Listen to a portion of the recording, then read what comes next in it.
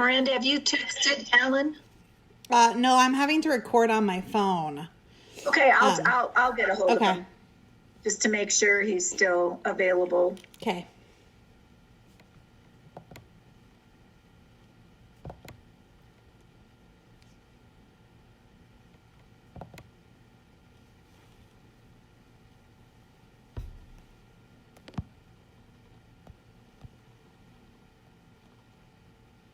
Oh, Karen, he just texted that his internet is being slow.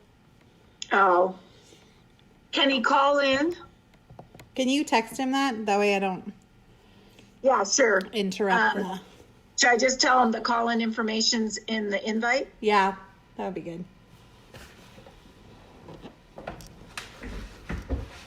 I would say you guys should probably get started, and we'll try to help Alan on the sidelines.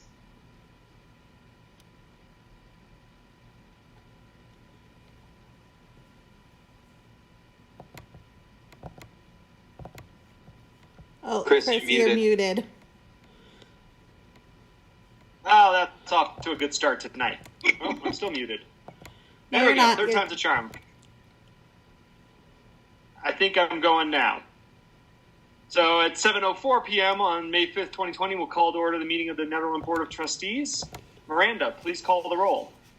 Mayor Larson, Here. Trustee Taylor, Here. Trustee Apt is currently... Oh, Trustee Apt? I think he's there. I'll come back to him. Trustee Coombs Ismail, Here. Mayor Pro Tem Baumhover, Here. Trustee Danforth, I'm here. Trustee Corvalon, Yes, I'm here. Trustee Apt. Here. Okay. Very good. A full house tonight. Thanks Woohoo! for coming out to your kitchen, office, living room, wherever you are right now. Just before we dive into the consent agenda, I want to remind everyone who's on the line that the WebEx does offer the chat window, but that is not recorded and is not considered any part of the record. So if we can use that simply for messages that you're having trouble hearing anyone or you're having technical problems that need to be addressed, let's just keep it to that kind of thing and not to any comments regarding agenda items. If we have those, we'll want those spoken so that we can have them on the record and anyone who's dialed in can see them. And again, just like we did 2 weeks ago, for the benefit of those who are called in on the phone, which I think were just a couple tonight, but for those who are called in or anyone who does call in on the phone, as you start talking, try and remember to identify yourself and identify if you're speaking towards somebody else's comment instead of saying he or she, identify them by name, just because that'll make it a lot easier for everyone to follow the thread of our conversations tonight. That said, we have 3 items on the consent agenda: the warrants, the minutes, and the appointment to the ProSab vacancy appointment that was on 2 weeks ago. I don't see Daniel as dialed in. I know he was going to dial in. Is that right? Yeah, that was his plan. Although he did write an email to the board, which I put into the AIM, which outlines his desires to join ProSab. Right.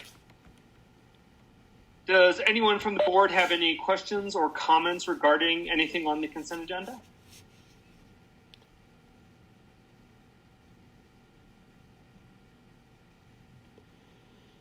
Remember, you can either just speak up or use the little hand raising thing if you want to be identified. But hearing none, I would look for a motion to approve the consent agenda. Baumhover, so moved. Taylor, second. We have a motion and a second. Miranda, please call the vote on the consent agenda. Mayor Pro Tem Baumhover, Yes. Trustee Coombs Ismail, Yes. Trustee Apt, Yes. Mayor Larson, Yes. Trustee Danforth, Yes. Trustee Corvalon, Yeah. Trustee Taylor. Yes. All right. Very good. Thank you, everyone. And if I see Daniel log in, hopefully maybe sometime later in the meeting we can introduce himself. I think as that our looks like newest, member of ProSap. it's Dane Cobble, it looks like, who just logged in. Yes, I saw that. I don't see Daniel. No. Okay. Yeah.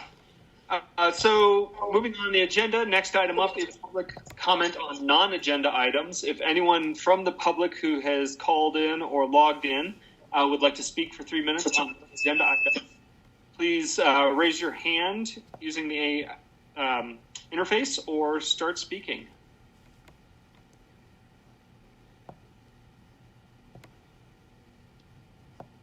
And I'm not seeing any hands or anything. So I guess that means we have no comment on non-agenda items tonight. So we will move forward into our informational items, beginning with just an update on the COVID-19 response and recovery. I think I'll go first here because mine was not included in the packet and the AIM, mainly because most of the meetings I've been attending are weekend meetings, so we had them after the packet was put together. But we have couple big things happening, some exciting news.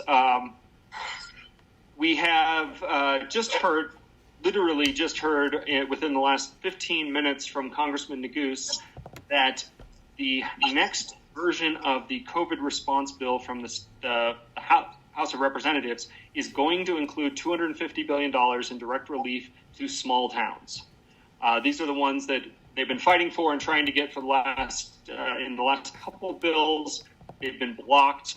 He now has sufficient support within the House of Representatives that will get into the next one. And so that's something that is going to hopefully assist with Nederland specifically and be able to offset some of the costs we're seeing and help get our town through this. So that's something we've been working on, or he's been working on with the mayor's support within CD2 for about the last 3 or 4 weeks. And so it's exciting to see that that's finally coming together. Unfortunately, it does still need to be approved by the Senate. So we're giving our attentions to Senator Gardner and Bennett to get them fully supportive, and hopefully we can get that included in the next bill. So that's one of the biggest pieces. The other piece that that's been a subject of a lot of meetings I've been attending has been this something that we'll talk about later with the mask order, the public health order from Boulder County. So I'll defer any comments and thoughts about that until later. The final one that has come up lately that I've been working on and starting to lay some groundwork on. This has come out of the metro area mayors have been pushing hard on this and have started to get the support of Governor Polis and various officials from around the state to do some kind of recognition on May 20th, 5/20, for the graduating seniors. So this would be some kind of statewide recognition event of all the seniors who are basically missing out on the last few months of their high school careers and missing out the proms and the yearbooks and the graduation ceremonies. So I know there's a couple individuals in town who are also working on something for around that time. So we're trying to coordinate with that. So that's ongoing work, but something that we hope to see and have some more news to spread in the coming weeks, targeting about 2.5, 3 weeks from now, some kind of celebratory event with all precautions taken with social distancing, etc., to celebrate the high school seniors who are really missing out on a lot this year. I think that's all that comes to mind right now. It's certainly been a lot of things happening, and I know I'm going to hand it off to Town Administrator Karen Garrity because she's been attending probably 2 to 3 times as many of these meetings as I have. So, Karen, please. Sure. So there is a lot of information in my report, and for the sake of time, I won't go through all of it. What's not included is the information that came out of Boulder County today, that they are going to let the stay-at-home order expire on Friday night at midnight. And so then we will be moving into the safer at home order. I've been making sure that we're putting lots of information out there on our website and social media explaining what that means. Again, I don't want to take up too much time today or tonight talking about it, but I do encourage the public, if they do have any questions, there is a way to reach out to staff directly through the website. Of course, people can always email me as well. I will also just let folks know that the Office of Emergency Management is keenly aware that while they're also, working on the pandemic, they are also preparing for wildfires, severe weather, flood, that season, which is upon us. The good news is the initial meeting we had today to look at our infrastructure, look at our preparedness, things are looking really good. The Office of Emergency Management, the Sheriff's Office, and the fire chiefs are working collectively and feel that right now they're on top of things. They feel like they have the staffing that they need and that they are prepared. We also looked at the weather trends for the next 90 days, and we're having a very average kind of spring and summer, looking like not at this point an above average fire season. You always have to be careful about saying that, but it is something that they're tracking very closely. Our recovery and resiliency internal team has met, and we are working on a guideline and application for folks who want to put on special events and what that would look like during the pandemic, and how they can also abide by these orders that are, that they are required to follow. Let's see. Deputy Town Administrator Fisher is going to talk later about the work she's been doing with the DDA and getting that money out, that stopgap funding program. So that's later in today. We do still have a selective hiring freeze in place, but we are starting to try to fill some of the very critical positions that are open. And on Monday, we interviewed candidates for a police officer position, and we're hoping to fill one of the vacant officer positions by June. So that's pretty much all I'll share. There's a lot of information that I've been sharing with the Board of Trustees and the public, and I do invite people to follow up with me if they have any questions. Thank you, Karen. Does anyone from the Board of Trustees have questions for myself, for Karen, for Deputy Town Administrator Miranda?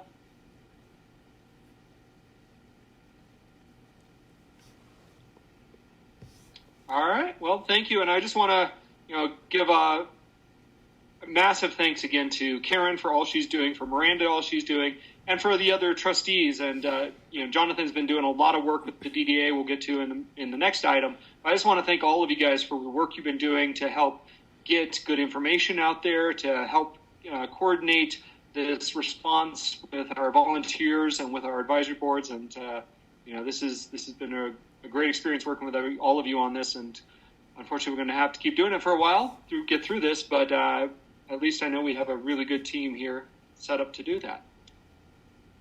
So next informational item is the DDA stopgap funding update. And I might look for Jonathan to update us on this one, because he's been doing a lot of work on it, and because he is our trustee liaison to the DDA. Yeah. Hey there, y'all. So we have been meeting, I believe we've had 2 emergency DDA meetings. One was before the last BOT meeting, but last week we had another. And we have had a total of, I believe, 3 committee meetings during this time.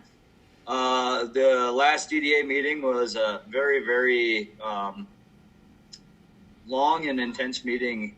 We had a lot of very good thoughts, a lot of very good concerns, and we were trying to decide between grant versus loan funding, and a lot of it had to do with this funding a third party, that we found that it was far easier to move forward with a third party if these were grants. And so the discussion with the DDA was looking for a way to find a fair and equitable way to have applications come in and have these funds distributed fairly across our different businesses without it being overly complicated or asking businesses to do an extreme amount of work to prove taxes, prove funds, prove incomes. So essentially what was settled on during the last DDA meeting with the resolution the DDA had passed was the approval of a grant program that the application would be pretty straightforward, requirements being that they were in the DDA district, as in had paid taxes into the DDA district. And I believe the requirements were the money could be used for utilities, rent, PPE, or I believe business tax. I'd have to go back and redo. It's kind of hard to look at the phone and all that at one time.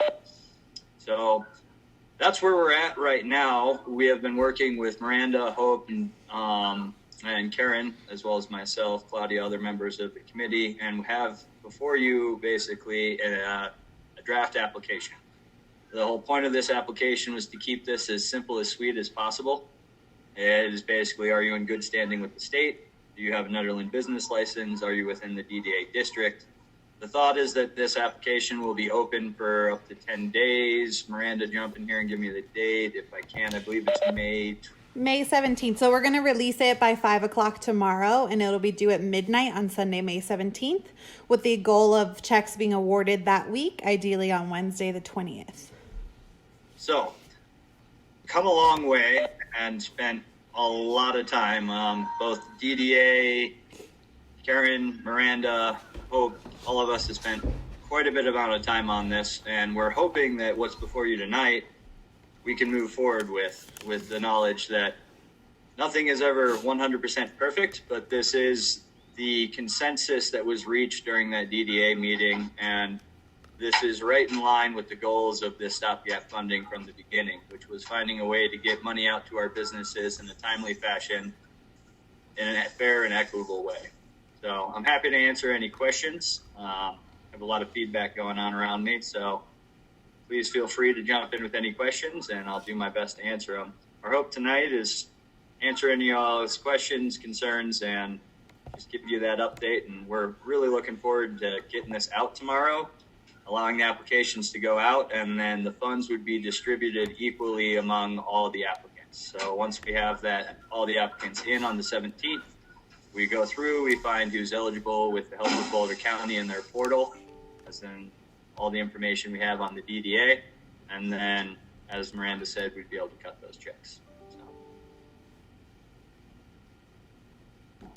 Thank you, Jonathan, and thank you for you and all the work you and the community did with the DDA meetings. I was also on that one last week, and it was definitely a long meeting, but it was a really good discussion amongst the business owners, amongst the DDA board about the best way to get this money out fairly to the members of the DDA and really have an impact and hopefully get some of our businesses through this. So thank you guys for all you've done on that and for putting together what is a nice, simple, but workable application.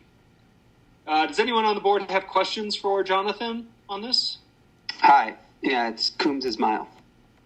Go ahead, Eric. Unfortunately, I do have a lot of kind of concerns regarding this. In particular, the eligibility of expenses that are going to be covered by these grants. So in terms of rent and mortgages, it does feel like paying businesses rent or mortgages is not really the residents of the town's responsibility, and that, residents of the town are not really getting rent relief or mortgage relief. It's kind of a double, even triple whammy for residents. They're paying utilities and sales tax, and then they're asked to pay also the utilities and property taxes for small businesses, which seems to be quite a stretch. I'm also concerned that landlords aren't really stepping up to the plate here, right? So why shouldn't landlords first provide some relief, and then maybe the town or the residents could kick in to help with that? So I would say rent forgiveness should come first before the town starts giving money out to businesses to pay directly to landlords and to banks. And I think that really what we're looking at here is not funding small businesses with residents' money, but funding landlords and banks with residents' money. And I'm really concerned about that. Eric, can I just, this is Karen. I just want to make a clarification for whose money this is.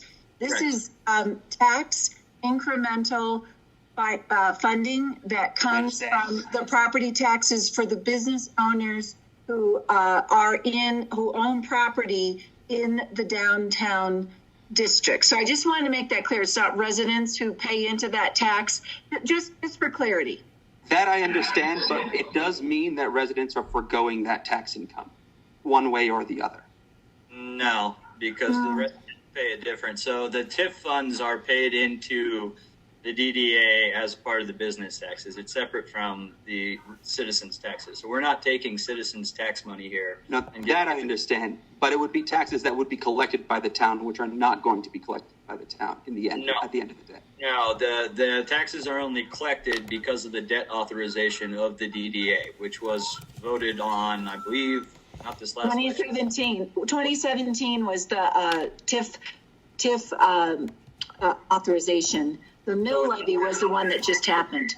This tax money wouldn't even exist. It only exists because we have a DDA that has formed, that the voters have chosen, the business owners being those voters, to pay into the DDA so that we have this pool of money for infrastructure development. So a lot of this discussion centered around, if the TIF funds are to be used for infrastructure and developing our infrastructure, we shouldn't necessarily be using it for stopgap funding, which is where we got back to this idea of, well, if we're using it to pay businesses' water bills, for instance, that's coming strictly back into the town's goal. Town is giving certain, not charging late fees with our water bills.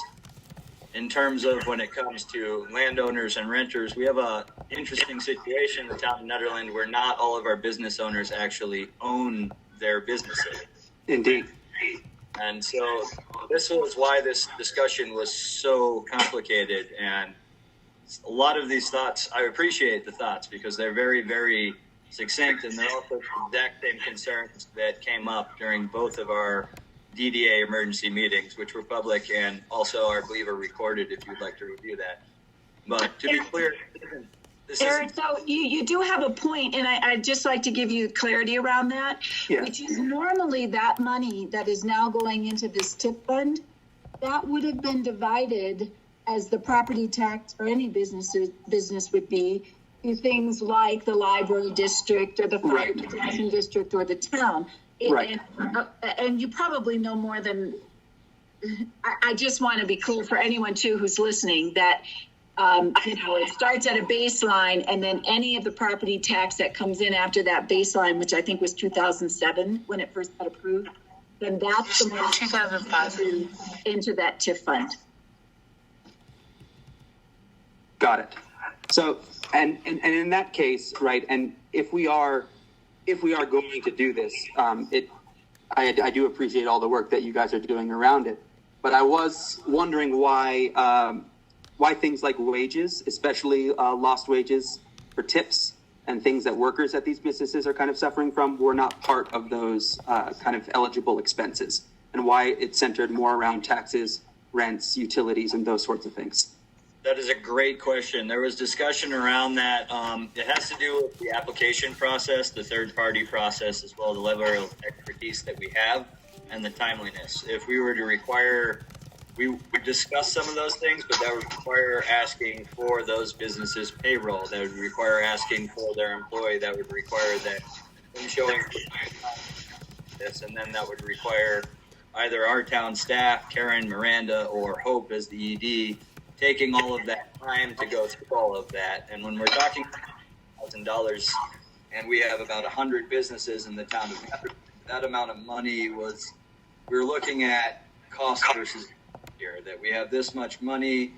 When it really comes down to it, we've spent about, I think, $150,000 in studies over the past 3 years that not much has amounted from. So when we're talking about it's $100,000, let's make it simple, let's make it equitable, let's get it out to businesses. We centered it on things because those are things that we felt would capture the wide variety of businesses we have. So if you were a restaurant and you were still running, you could, in theory, get the DDA funding, pay your water bill, and that would allow you some liquidity to then throw into the stopgap for your employees. Whereas if we opened it up for employee funding, then they have to provide all that paperwork, and then as a government, we have to dot all those T's and I's. On the committee, what we discovered is this got really complicated really quickly. And if the goal was to be able to help our businesses, the thought was, can we get them money in a way that is fair, equitable, and then that will give the business owners the liquidity to do what they need to do for their individual business. the thought of the PPE being included was actually more of that last kind of thought. Wait, every business needs this, so let's make sure to get PPE in. But why we didn't include the employee, the business taxes, how much you make, revenue, and didn't go more on the needs-based route was we don't necessarily have the staff time nor the expertise to do that in a fair and equitable way. We would have had to hire an outside third party, which would have been another IGA. It would have been bringing lawyers in and would have complicated the process more than we felt was the goal of this arrangement. If we were dealing with millions of dollars here, like the SBA or certain other cities, that's definitely the route we would probably have taken. But the discussion was centered around it's not all that much money. And the goal is really, let's get the business owners some liquidity and let them as an individual business owner decide where that needs to be allocated. I'm sorry to dominate this, but just another follow-up on that then.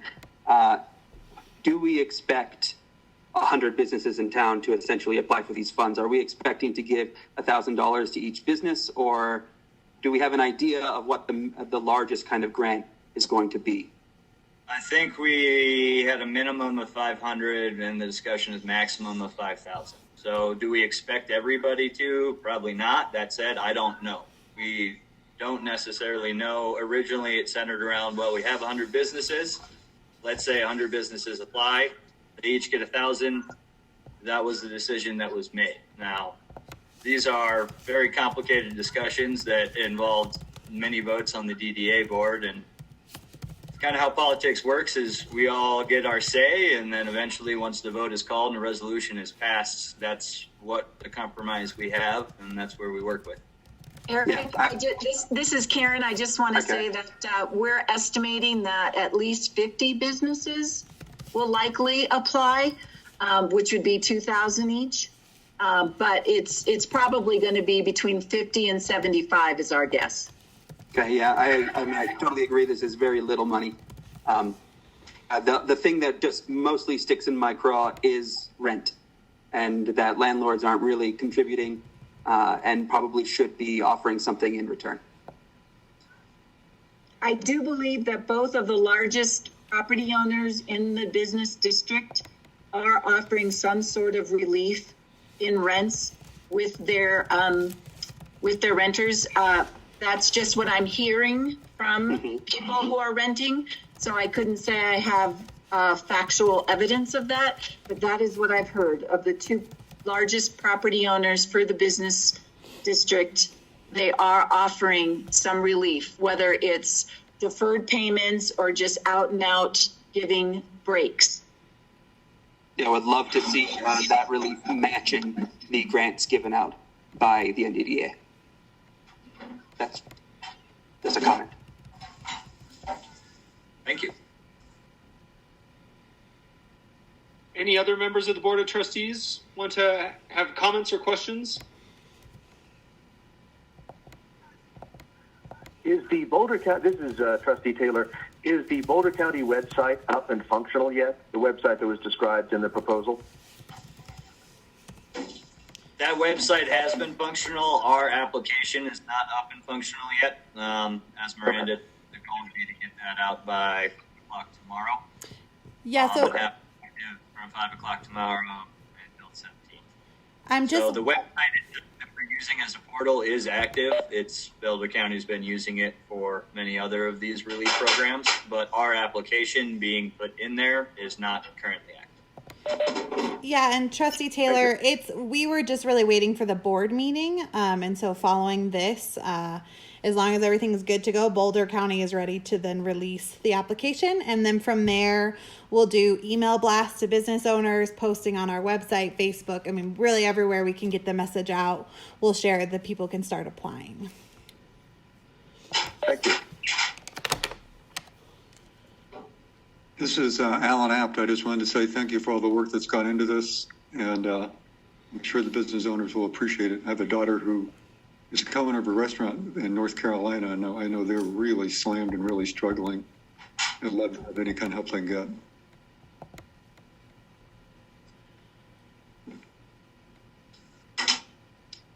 Any other comments from board members? If not, I would say to all board members, use your social media, use your personal contacts. Let's help get the word out.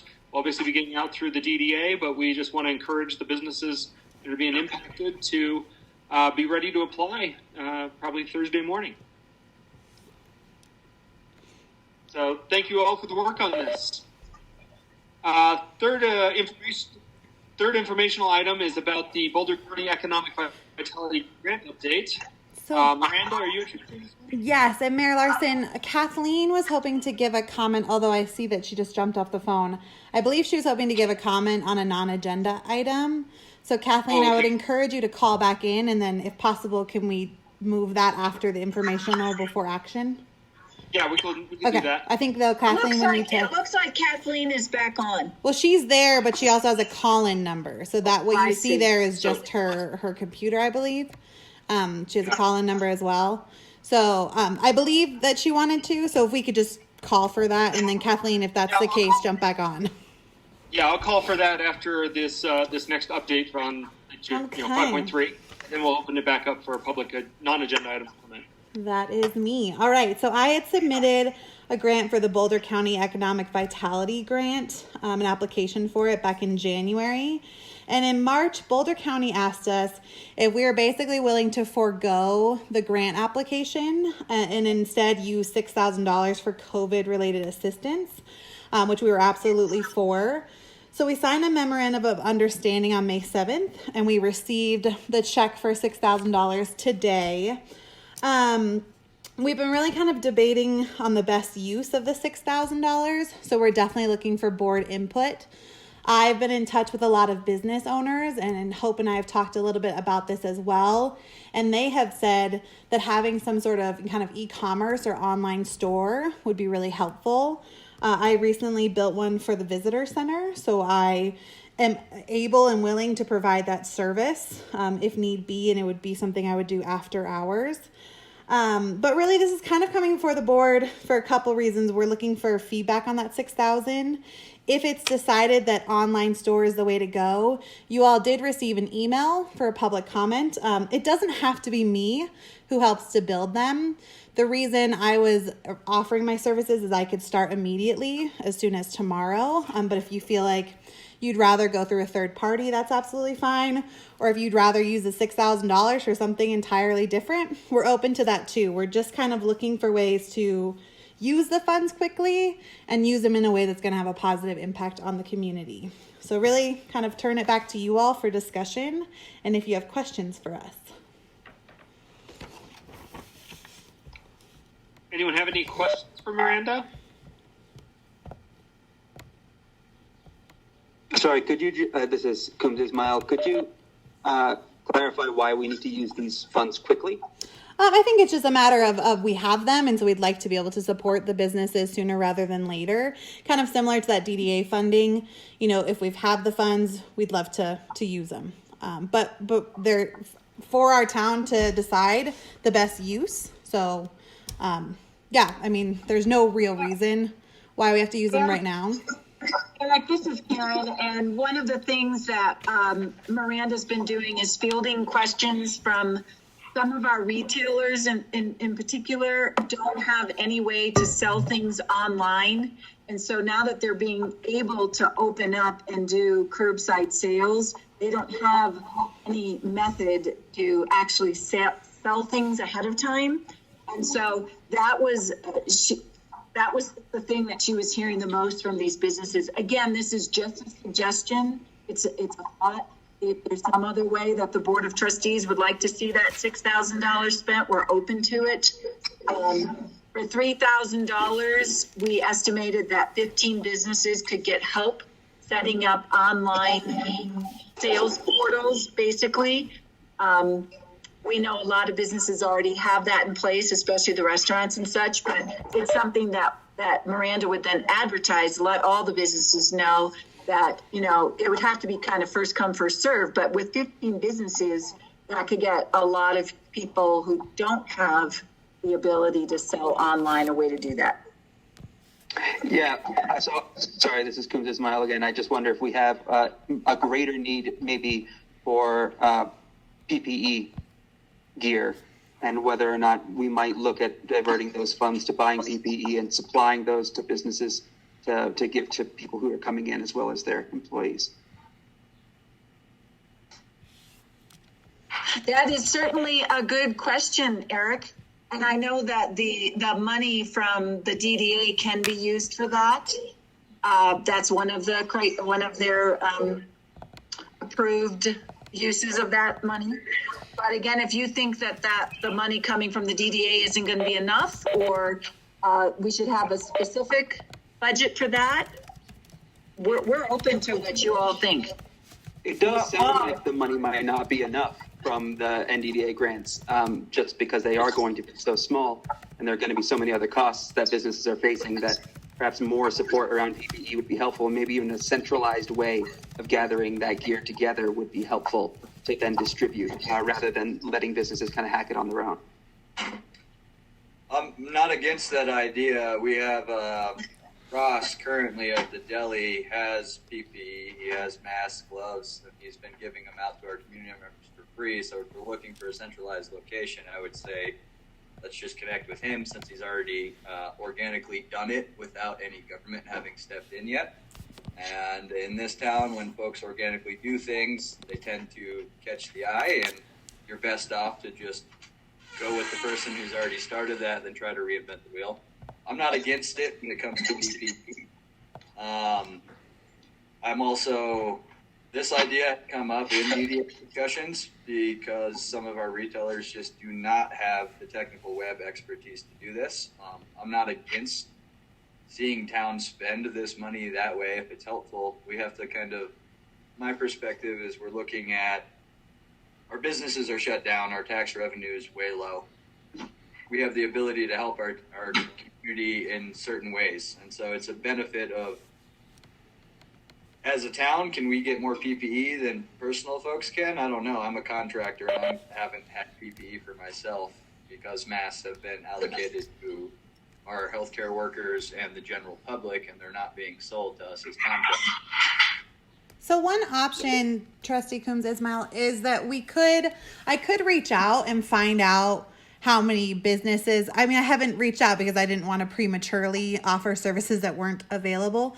I could find out how many want that, and then we could bring this back before the board on May 19th and discuss it even further. And maybe that would be a better use of our time, is just to kind of get that feedback up front. I've seen Tanya's hand up here. Tanya, did you want to chime in?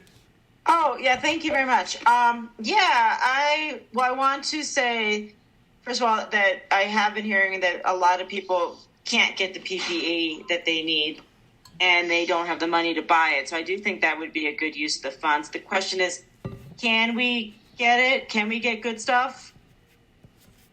Does town have any special portals for that, or is this just a mute point? So I did receive an email today from the company that provides the shirts to the visitor center, and they are doing cloth masks, which I know is kind of hit or miss, but there's a couple options that we could do some more research into. And then my recommendation is maybe we research more and bring this back before the board on the 19th for both PPE and the website information. Yeah, I would think we should do some serious brainstorming. I mean, $6,000 isn't that much money, but I'm not opposed to the idea of building websites. I would be curious as to how many people want that in the businesses that can't do it themselves. If you're saying you can do 15 for about $200 then for each person, that's like uploading. I mean, I just don't know, uploading all their photos and everything. Is there really a demand for it? I'd like to hear from feedback from the community if that's what they'd like as well. We can get that. And can we get good PPE? That's, question. So I can research both and then bring it back. Sorry, Mayor Larson, your turn. No, it sounds like there's a couple trustees who are interested in perhaps getting a little more information. I'd like to hear from, since we can't really do knots of 4 on this easily. So can I hear from some of the other trustees, Alan and Julian, if you're interested in getting more information and sorry, about more information on these options, or moving ahead with the plan as proposed? This is Trustee Taylor. I was feeling fairly comfortable with the plan as proposed. The money, how you distribute the money is a hard problem, always. And I trust Miranda and Karen to have communicated with enough of our businesses to feel that they understand what those businesses are needing. Certainly, I understand that it's hard to get onto the web and establish a commercial site. That's hard to do. And so I think for those small companies that don't have a web presence, that's almost required now. So I think it's a good plan. I don't object in any way to them coming back with additional information. I felt fairly comfortable with the plan as it stood, though. This is Alan. I think the plan as it stands does sound good, and it is based on feedback from the community. But there's never a bad thing. It's never a bad thing to get more feedback from business owners. And I don't see why we couldn't leave it open and just let people come and apply for what they need. It's not a lot of money, and I don't know how far you can get with a website and a few $100s. But I think it should be somewhat open-ended and serve the needs of the people who need the help, which is the business owners. Lindsay, I see your hand up. Hi, yes, I just wanted to say that I'm glad that we're getting funds to be able to help, with our economic vitality. And the website sounds like a great idea. And it looks like we're going to have $3,000 left over after setting up a certain number of websites. So I'm hoping that $3,000 could be used for PPE or Purell stations in case people aren't washing their hands, or using wipes for our businesses to wipe down door handles and things like that. So I'm interested in, if we have the funding, if we could split it. I was going to suggest the same thing, Trustee Danforth, so I think that's an interesting idea. Jump in here. I'm happy to spend money on PPE, but if all the town can get a hold of is cloth PPEs, I do not think we should be spending town money on cloth PPE. It really needs to be an N95 mask or something that's actually scientifically proven to work. If we wanted to spend some of those funds on, as was just suggested, sanitation wipes and some of these other things the cities are doing, helping businesses with painting lines outside their doors, helping provide some of those costs, that I think would be worthwhile. But to spend town money on cloth PPE, I'm very, very, very much against. In that case, folks just need to buy bandanas, coffee filters, and shop towels. You can find 2 shop towels and a coffee filter with bandana. You pretty much got an N95. It's what I've been using for the past month and a half. So happy to get more feedback from the community. Like Alan said, it's always good, but I would be comfortable moving forward.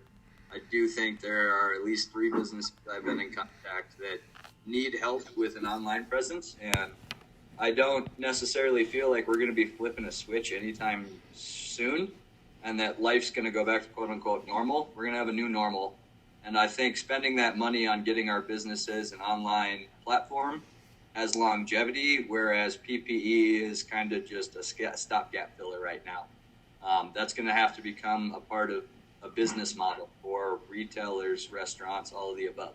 And that's going to have to be budgeted into overall overhead. I hate to say it, but it's budgeted into overhead of everyone who required PPE before this pandemic because of their job. Trustee Baumhofer, this is Karen Garrity. I just want to say that I don't know who said cloth masks, but that's not what I would suggest. And I think if the town, whether you could decide tonight to go ahead and allocate 3,000 of the 6,000 so that these online portals can be established, and save the 3,000 for PPE and allow the town to look, because we do, being a government entity, we do have access to some supplies, that we might be able to get a hold of. That would be probably similar to a surgical mask that we could provide to the businesses. That is a potential. I would like to spend more time looking into that and give you an actual figure. How much can we get with $3,000?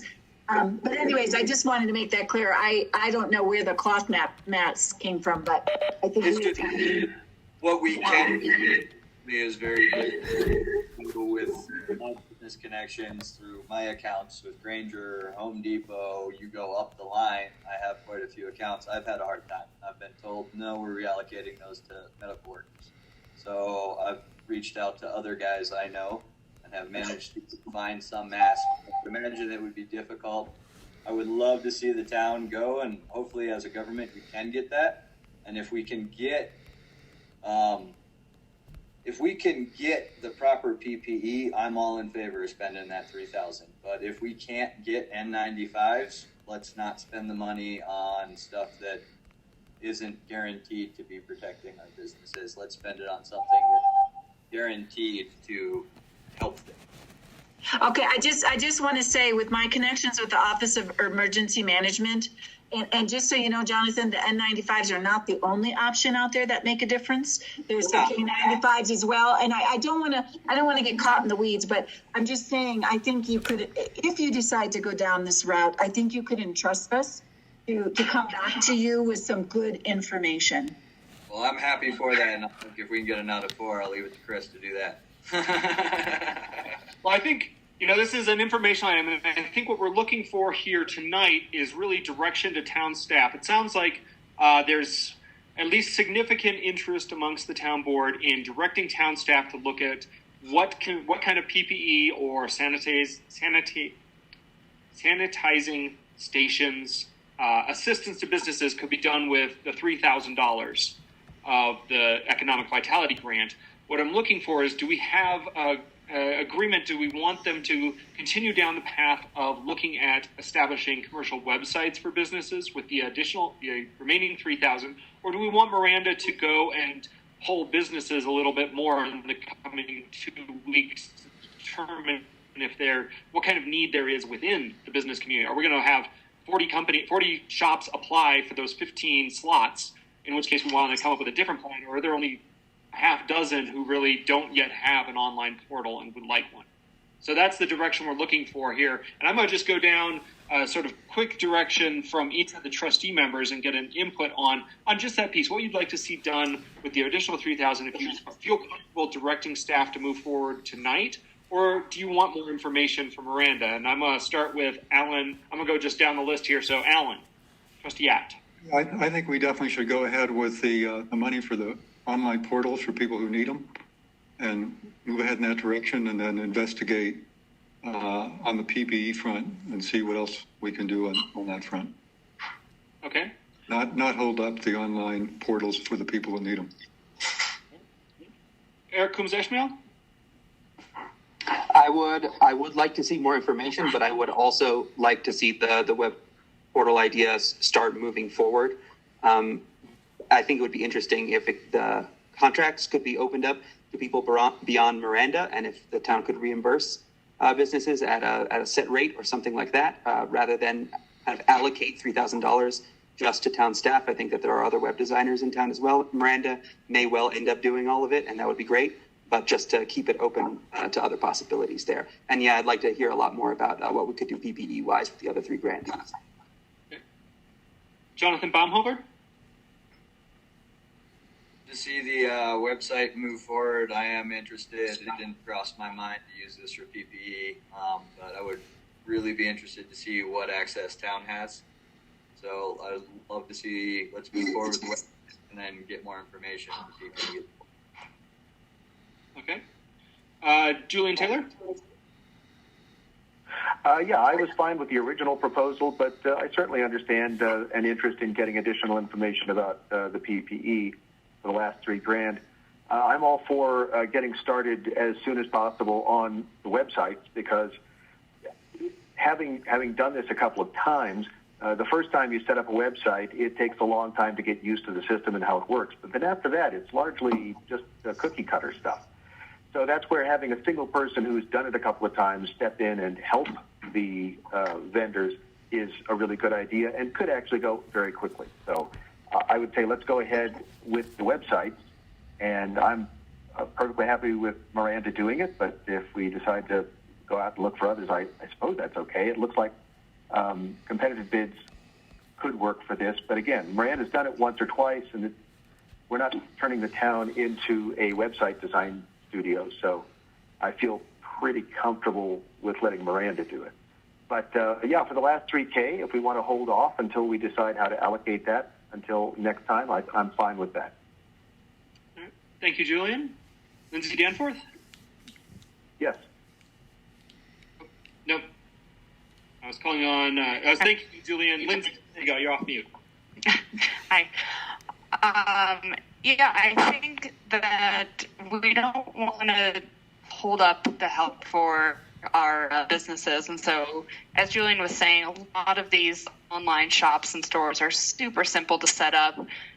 Once you get it established, then it's just uploading photos and setting prices for your products. And so I fully trust that Miranda can do a good job on that. The last thing I want to do is take the time to try to find a vendor who will do it and then vet that and then discuss that. And that'll just delay everything. So we want to get help to these businesses as soon as possible and get them selling their goods. So I am 100% for using $3,000 for Miranda to help build the websites. And then the remaining $3,000, I would certainly like to see go towards PPE or sanitizing stations and or cleaning supplies or PPE. All right, thank you very much. And Tanya?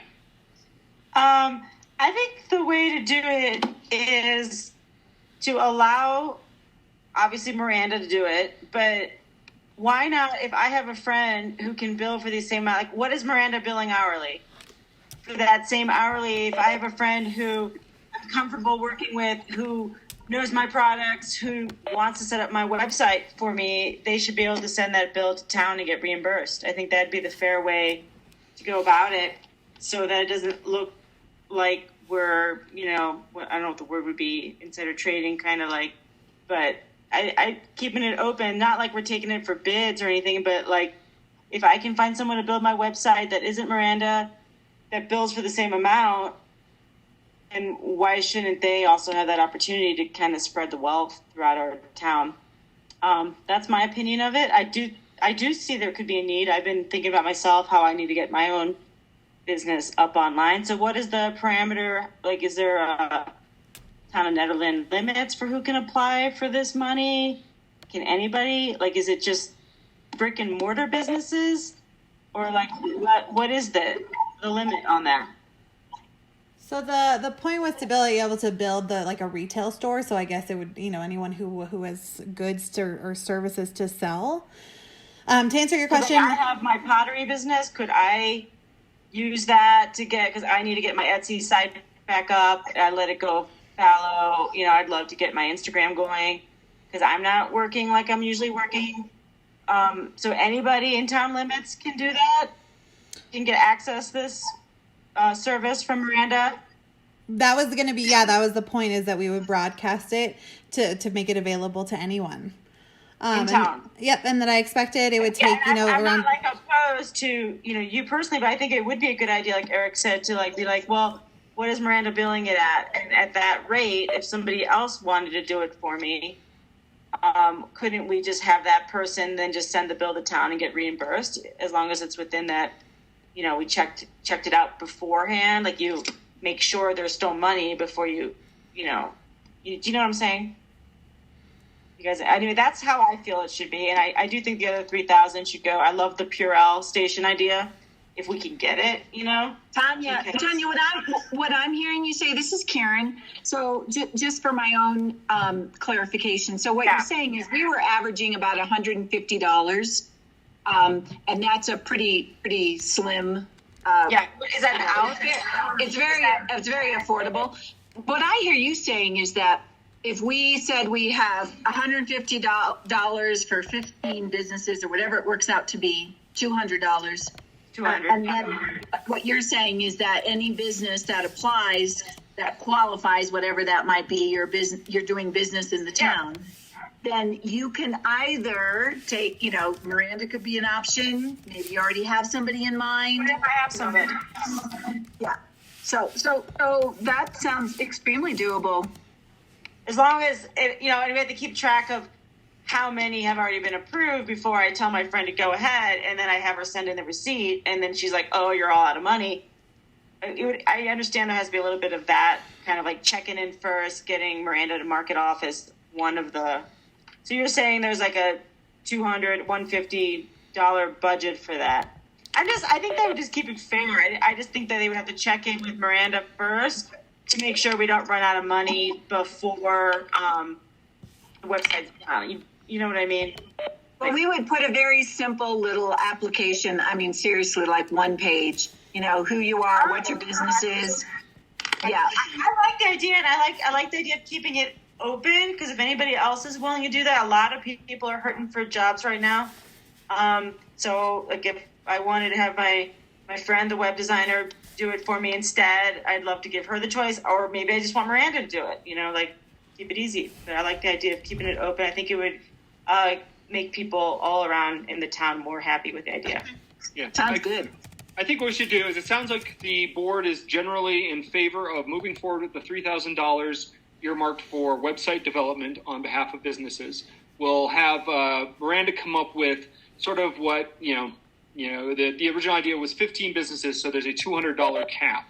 And we can come up with some parameters that would allow for third-party web developers. I think, from my experience in web development, it's pretty hard to find web developers who can throw up a commercial website for that kind of for that small amount of money, but we should definitely offer it as an option, and then also some parameters on who can apply, and then a outreach plan for getting it out to this is in Nederland, both brick and mortar and otherwise, and then also direct town staff to look at what we can do with that additional $3,000 in terms of PPE and sanitizing stations. And basically, targeting that extra $3,000, the PPE money, for supporting businesses, supporting them in the things they are currently needing to buy and don't really have the support to, or needing for enhanced public health, but don't have any other support to do.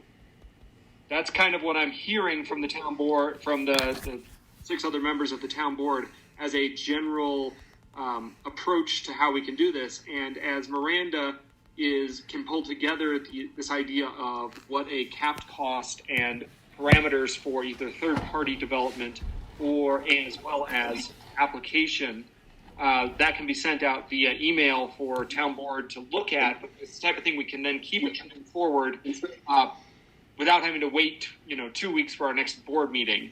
Again, kind of emphasizing this need now for businesses to enhance their online presence, enhance anything they can do to survive currently. That's the summary of what I've heard from the board members, and kind of pulling it all together. I'll just give, if any of the board members would like to speak up if I missed any critical pieces in that, or would like to speak as against that. Looks like Tanya got your hand up again. Yeah, I agree with how you want to rephrase that, everything you said. And then I think what would be nice, obviously, is getting like quality masks for the essential workers of our town, but also in this next few weeks where people are going to be showing up without masks, to be able to have cheaper masks on hand just to give to customers who want to shop who don't have a mask, because now it's pretty much Boulder County. So I just want to say that the PPE is good. I'm agreeing with you. So, all right, very good. Anyone else? Oops, how do I get rid of that lower hand? All right, town staff, does that sound good to you, or do you need any more questions? Do you have any other questions for the board, or need clarification on that? No, I'm good. Miranda? So, yeah, just expect to see an email from me. I appreciate the feedback, and we'll send you some more information. All right, very good. That would conclude the informational items. I'll throw this open again. I don't see another additional login from Kathleen. There's two callers though, and I'm maybe hoping or thinking one of them is Online. her. Yep. Okay. Okay, so we're going to open this up. We're going to circle back here and open public comment on non-agenda items again. So I know Kathleen is online, so we'll start with you, Kathleen. Same, you know the drill. 3 minutes, please. Okay, great. I'm talking, my public comment is about public comment and chat. Name and address. Still need name and address. Usual procedures. Kathleen Chippai, Magnolia Star Route. So my public comment is when I attended the DDA meeting virtually, we were told not to use chat because the people who were on the phone couldn't see the chat, which meant it wouldn't be a transparent public meeting. But we all know the chat is not part of public record, so that didn't make sense to me. So then the next day, and like I sent an email to all of you when I just initially missed public comment, the next day I logged on to the virtual ProSab meeting. I was the only person from the public attending the meeting. I couldn't give public comments at that meeting when Jesse Isnari addressed me. I couldn't even say hello. I couldn't say when I had public comment with no chat functioning because Miranda had turned it off. I had sent an email complaining about it, and the response I got from the town attorney and Miranda is what's concerning to me. And it is because this town needs to be unifying and being inclusive. We have problems with unvetted projects moving ahead. We have problems with the history of following the sunshine laws and policy and procedure. And everyone, we're told, is encouraged to participate. And then when the attorney writes, quote, "It is important to note that while Nederland encourages public participation during the times in which public comment is called, non-agenda items and times during the agenda items, the Colorado Opens Meeting Law does not require public comment, period, or any other form of public input during a public meeting. Rather, the purpose of the statute is to allow the public to observe and not necessarily participate." And my response is, for a board that is supposed to be uniting a divided community, the attorney sure doesn't sound like she's on the same page. And Miranda, therefore, in order to comply with the Open Meetings Law and maintain transparency, the use of the chat function in virtual meetings is discouraged because not everyone would be able to fully observe the aspects of the meeting. I believe this is nonsense, and Chris, Mayor Larson, you just said at the beginning of this meeting at 7:05 that chat is not part of public record, so please don't use it. So I have a problem. I have a problem with the general feeling that the attorney's response that, well, be thankful that town and net even takes public comment because it's not required is just despicable as usual. And most of these meetings, I'm one of the only public attendees, and to sit through and listen to these meetings and have no say, and to really have my say completely ignored is a real bum out. And you're not bringing in people. This isn't sweetening. It doesn't encourage other people to participate whatsoever. It's actually a big turnoff. It's like a middle finger to the general public that actually tries to participate, being myself. Thank you. Thank you for your comments, Kathleen. Does anyone else from the public would like to add? You have 3 minutes of public comment time.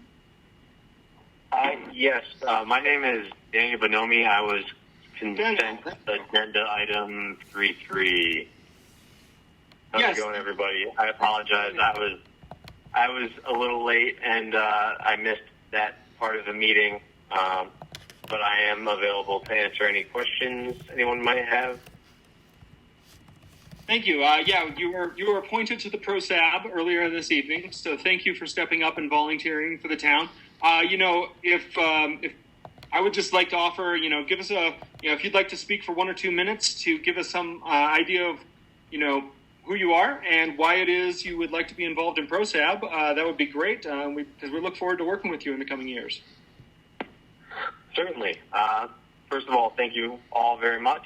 I moved to Netherlands about 2.5 years ago, and recently bought a house because I love it so much. And the reason I love it is the great outdoors it has to offer, and all the amenities in that respect that Netherlands, the town itself, offers. And yeah, basically I love the trails, so I would, like to give back to the community by participating and improving them where I can. I am an electronics technician with the National Center for Atmospheric Research. It's my day job, so I can, offer some technical expertise in that area, but I still have a lot to learn about both local government and how I can contribute. So thank you all again, and I look forward to working with you. Thank you, Daniel. Looking forward to it as well. Any other members of the public like to speak for 3 minutes? See a few others online here. I would. Okay, who are you? Please identify. My name is Hope Jordan. I live in Eldora, and I just really wanted to take a moment to really thank town staff, Miranda, her so efficient and wonderful, Karen, kind of keeping everything balanced, as well as Jonathan. The DDA really appreciates all the help, because these are the unprecedented times that we talk about, and a lot of the decisions that need to be made are ones that are truly outside of the box. So thank you so much, town staff. We really could not have done this without you, and we look forward to working with you in the future. Thank you. Thank you, Don. Any other members of the public?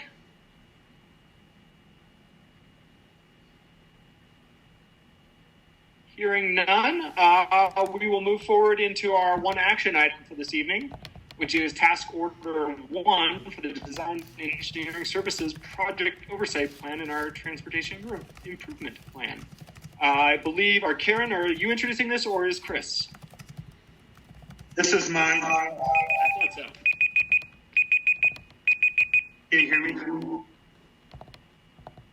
We're getting a lot of feedback on you right now. I'm not sure how to prevent that. Is that better? It's a little bit better. I stand further away. Let me turn the sound down and see what happens. Is that better? Yes. Yes. I found in other WebExes, if you mute your speaker, it might help.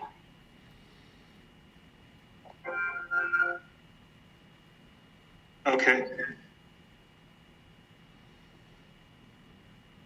All right. Okay, so thank you, Mayor. I put together a PowerPoint tonight, and Mayor, would you mind flipping through the slides for me?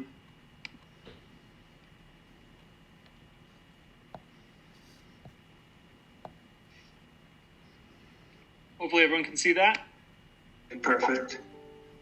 So the action item before you tonight is a request to release task order 001 to the town's on-call engineers for a proposal for engineering and design and construction management. I put together a PowerPoint, provide an overview of the project, those members that are new to the BOT, and it also helps summarize and give historical perspective to the members that have been part of the decision making up to this. So hopefully this will help give a little history, timeline, and how we got here, and goals of the outcome. So with that said, slide 1. So tip, you'll see I'll be talking about this for a couple years. and it's Transportation Improvement Program. It's the name of the grant program the staff took advantage of to acquire the funding. Nederland was awarded $1.5 million to do this project, and I just wanted to be sure that this was on the very first slide, just letting you know that this is a large sum of money that Nederland was given. So, slide 2. This is what is TIF? So TIF is a program that's a mix of federal and state dollars. The grant is administered by DRCOG. DRCOG stands for Denver Regional Council of Governments. DRCOG is one of the oldest council of governments in the country. It's comprised of 50 municipalities along the Front Range. Nederland is a member of DRCOG. You can see in that graphic to the right there, there's a variety of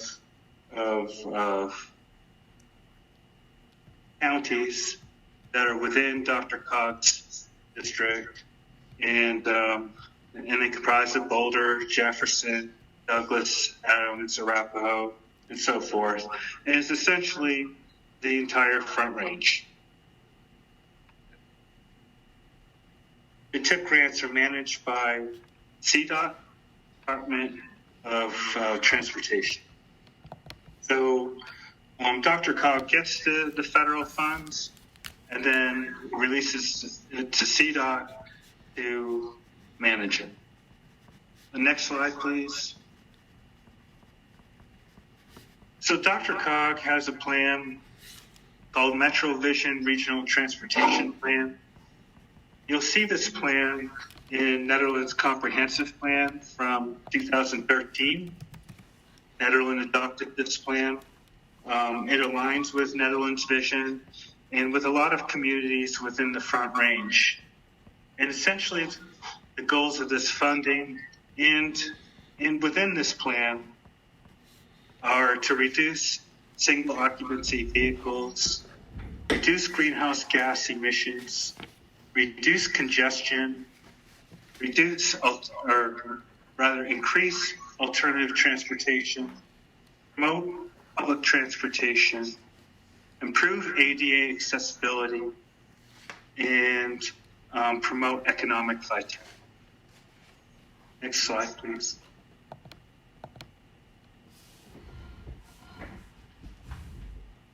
So DRCOG divides these funds into sub-regions.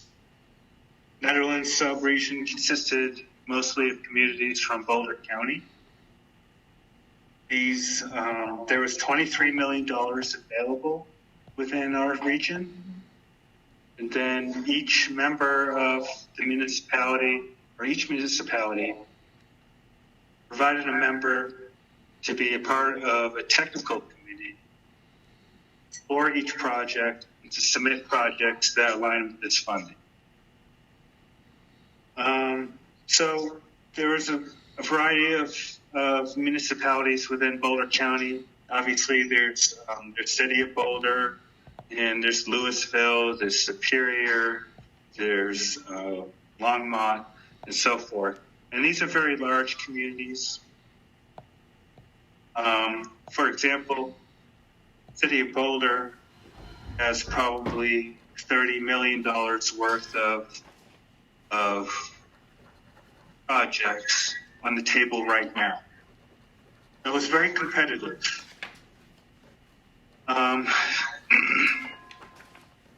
Next slide, please. So Nederland's project is what's before you here, this graphic here. This is what we submitted to the technical committee for voting.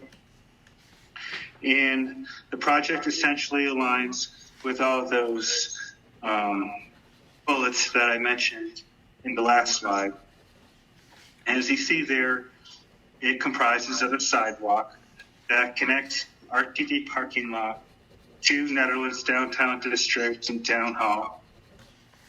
It continues to in front of Kathmandu, and then again to the south on the west side of the Visitor Center parking lot to include some electric charging station. This is a multimodal sidewalk.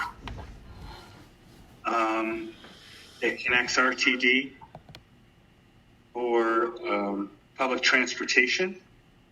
It connects to Boulder County housing. It aligns with affordable housing and reducing traffic. And it aligns with economic vitality as it provides a sidewalk right to Netherlands downtown central district from RTD, therefore promoting economic vitality. Next slide, please. All right, so this aligns with Netherlands' existing plans. So you see the master infrastructure plan. This was done in 2014. Netherlands comprehensive plan, as I mentioned earlier, in 2013, which also adopted the Metro Vision Transportation Improvement Plan. DDA Master Plan, which is updated in 2016.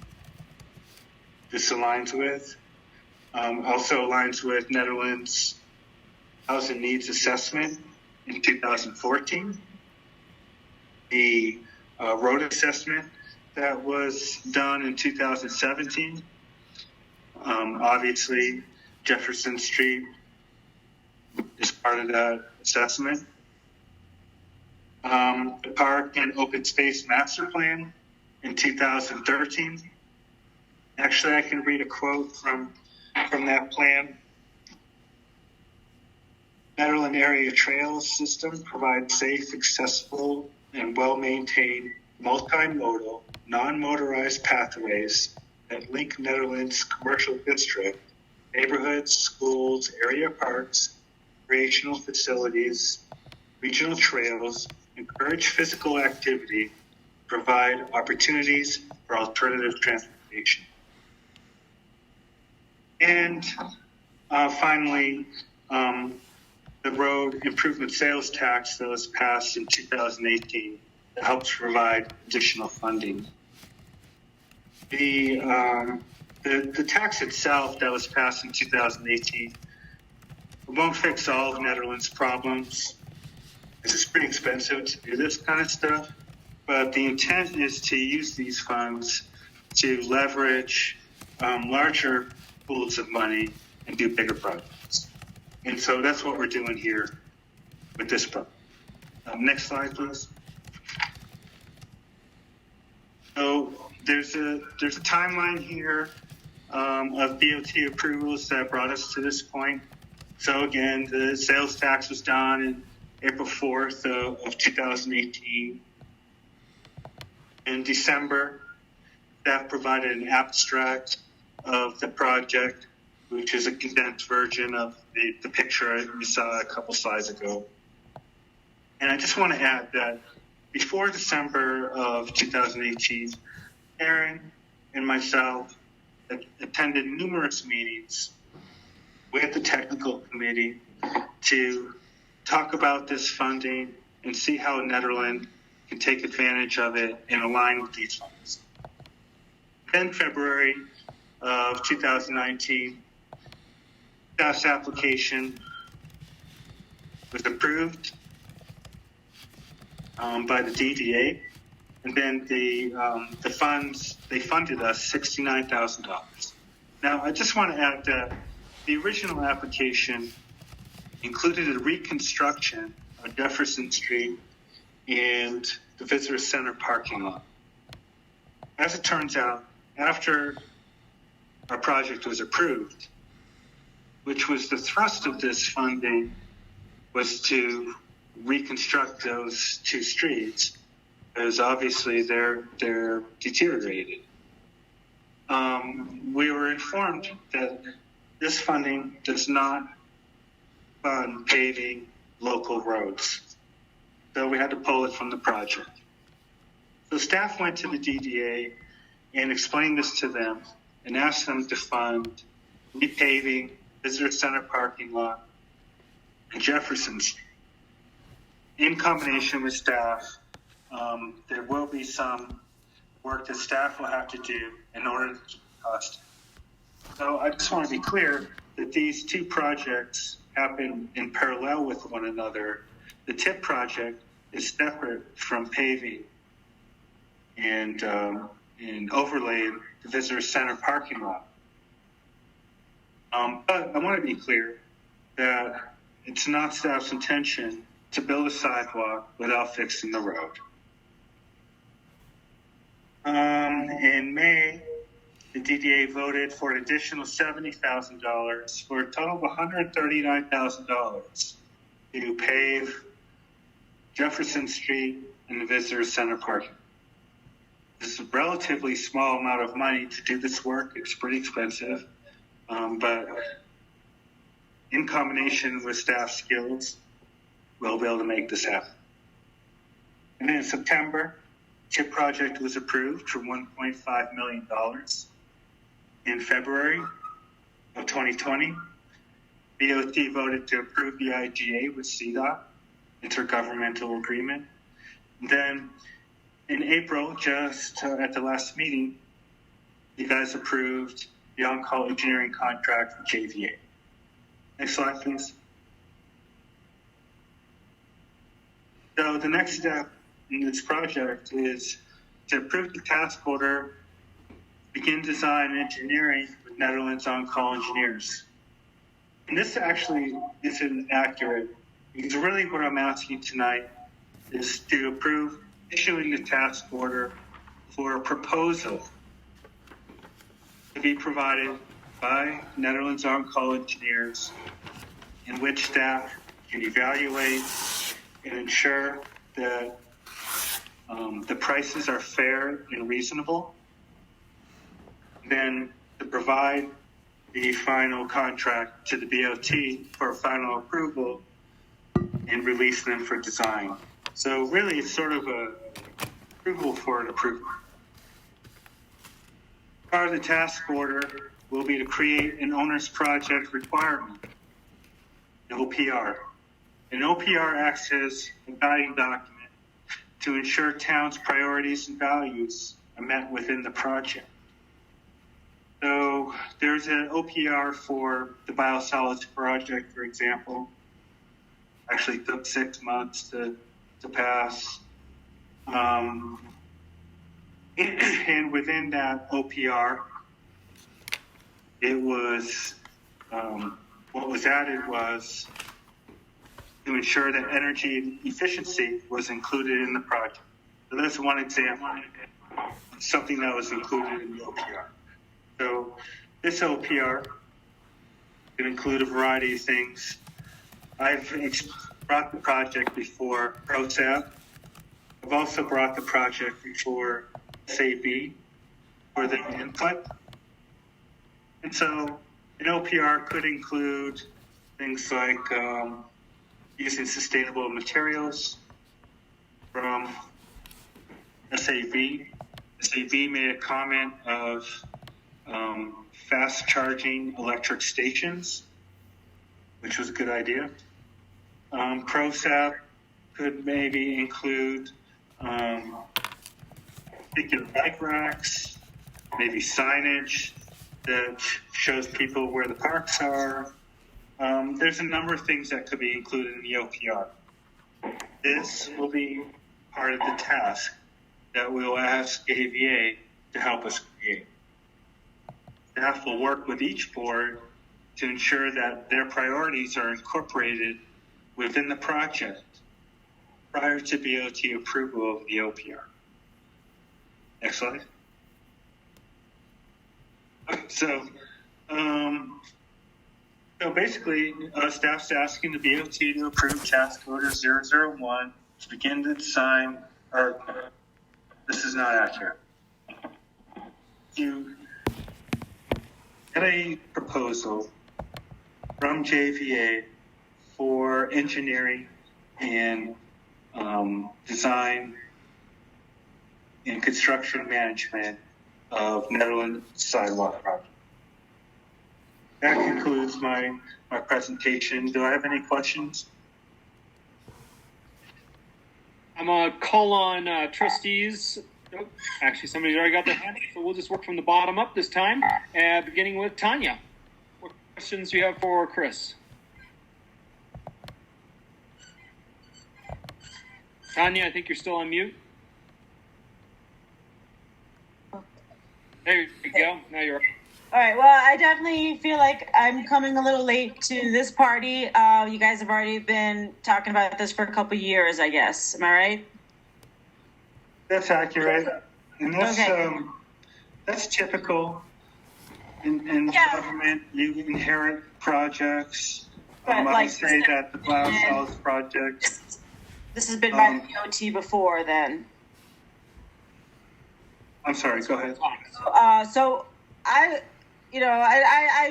talked to you earlier about this, Chris. I have so many reservations about another sidewalk project when we have such a bad result from the last one. And I was just a little concerned about, why we're moving towards new projects on an area of our town that as you already kind of addressed it, that the state of the roads are we going to have sidewalks nicer than the roads? Which is happening first? Why are we putting a sidewalk along that undeveloped section along the side of Kathmandu? And I don't know, the whole thing and the whole project is so strange to me. It's the first I've heard of it, so give me a second. You're saying that we're going to use a better material and different engineers from last time. How can we be sure we're not going to get a repeat of what occurred in our last sidewalk project, which is, truly an embarrassment? And I don't know who was overseeing that. Are we going to have the same people overseeing that? Or are we going to find a third-party person to oversee that? What's going on? The intent of the project is to provide connectivity for the walking path, as mentioned in the variety of plans that You connect what? connect to RTD, public transportation to Netherlands downtown, provide economic vitality. It would also help connect the Boulder County housing complex. Isn't there already a sidewalk? Isn't there already a sidewalk right there? The new sidewalk is there. Are you going to rip that out and put a new one in? Put a new one in? That's not what this project covers. No, I know. There has been. Isn't there already the old? Or does the old sidewalk end at Calvary Chapel? The new old Are you saying in front of Boulder County Housing Association there isn't a sidewalk right now? It ends at the church. There's a sidewalk there. And There is. What exactly are you doing? The NetPed sidewalk connects from Boulder County Housing Authority all the way down past the traffic circle, through 2nd Street, and all the way to the post office. Right. So that sidewalk is already there, right? You're not going to be touching that sidewalk. No. So we're only talking about what's in purple, right? Yes. Okay. So the whole talking about connecting the Boulder County Housing Association, that's not really relevant because we're only doing the purple. Anyway, my question is, I know it's too late to even be discussing why we're doing this or should we be doing this when our roads are so pathetic, but who's managing this? How can we make sure this project doesn't fail like the last one did? What I'm asking tonight is to release this design to our own co-engineers who were decided at the last meeting. And they are not the same engineers that designed NetPeds. NetPeds, how I inherited that project, just like you're inheriting this project. How it came to be was a decision from multiple boards to fit the funding that was provided. So that project revolved around stormwater mitigation, improving stormwater before it returns back to the environment. So permeable surfaces, and it's different than the project that I'm asking. Tonight, I'm asking about conventional, concrete, multimodal sidewalk that you typically see in any city municipality. That sounds great. That sounds what we need. But are we doing the sidewalks before we're going to do the road over there by Kathmandu and all that? Is that right? Yes, there's a bit of construction involved, and I don't want to damage a new surface of the road constructing a sidewalk. So I got you. There's a sequence in how we want to do it. There's electric to put underground. We may put some of the overhead wires on poles underground, and the electric charging stations are going to be moved. And there's underground infrastructure that happens. So we want to make sure that the sequence is correct. Now, is Ned Public Works working on this project, or is this going to be hired out to a third party like the Ned Peds was? For the most part, it'll be third party. Ned will work on the road aspect, as far as the demolition likely, and the grading, and then we'll hire a third party for asphalt. And who's going to make sure like the concrete's mixed correctly and poured correctly and all that? Is that part of the, you're just going to trust them, or is there any kind of contract like where if the concrete cracks, we can get our money back? Or, I mean, like, how can we get some kind of, oversight on this? Our engineers, that'll be part of their contract to provide oversight of this project. And then there'll be a warranty period of a couple years. That's all, I guess. Thank you, Tanya. Continuing up from the bottom of the list, Lindsay Danforth. Any questions for Chris or the staff project? Yeah, sorry about that. I'm not quick on the draw with the unmute button. I'm just excited that we're moving forward with these improvements, and I'm really excited that we got that grant. And I think Tanya covered a lot of questions there that I don't think I have anything further to add to it, but just excited to see this moving forward. Thank you very much. Julian Taylor. No questions. Okay. Jonathan Baumhofer. Geez, nice and slow here. Didn't have very many questions. I just wanted to thank Chris for continuing with the work on this. I'm in favor of being able to release this to JVA to look over.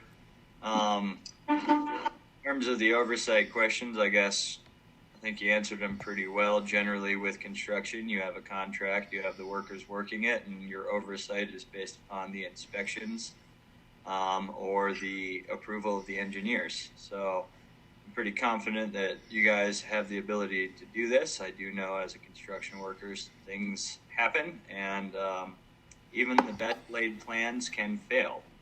Plans are like clipper ships. When they have holes, they sink. So happy with what you have before us tonight, and would love to see you be able to move forward with this.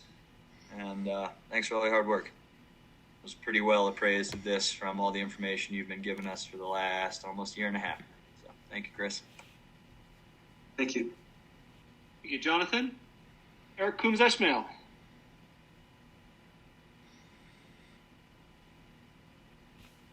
Eric, still on mute.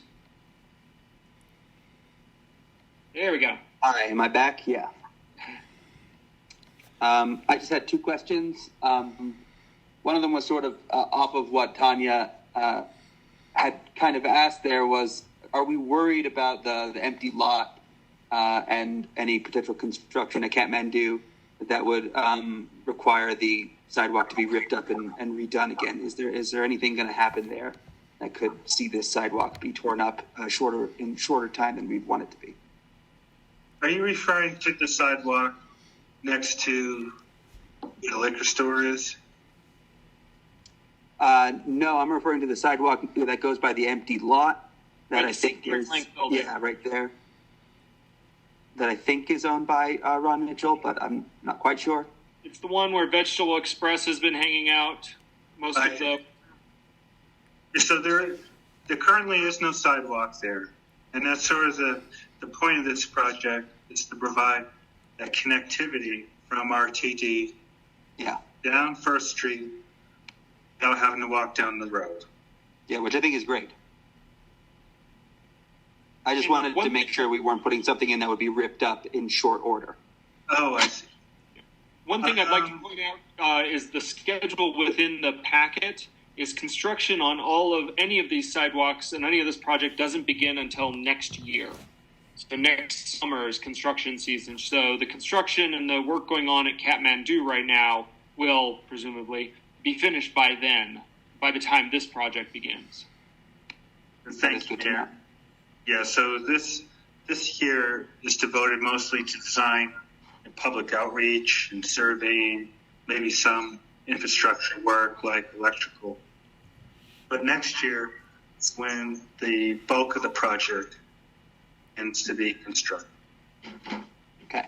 And my other question was whether we are intending here to use the full $1.5 million grant on this project, and it was sort of a question about the charging stations and whether or not the project itself could be maybe even potentially expanded, whether a better bus shelter would be sort of in the remit of this rather than a charging station there, or maybe even, fixing up some of the sidewalks further into our downtown area. I just didn't know if there was any scope for that within this project. No, the scope is pretty limited to within the project that I submitted in my application. Okay, thank you. They may be able to put a bus shelter in, although it may be redundant considering that the sidewalk connects to a very large bus station. I will add that the visitor center parking lot used to be where RTD was. Then there's a variety of bus stops down the highway at the sidewalk.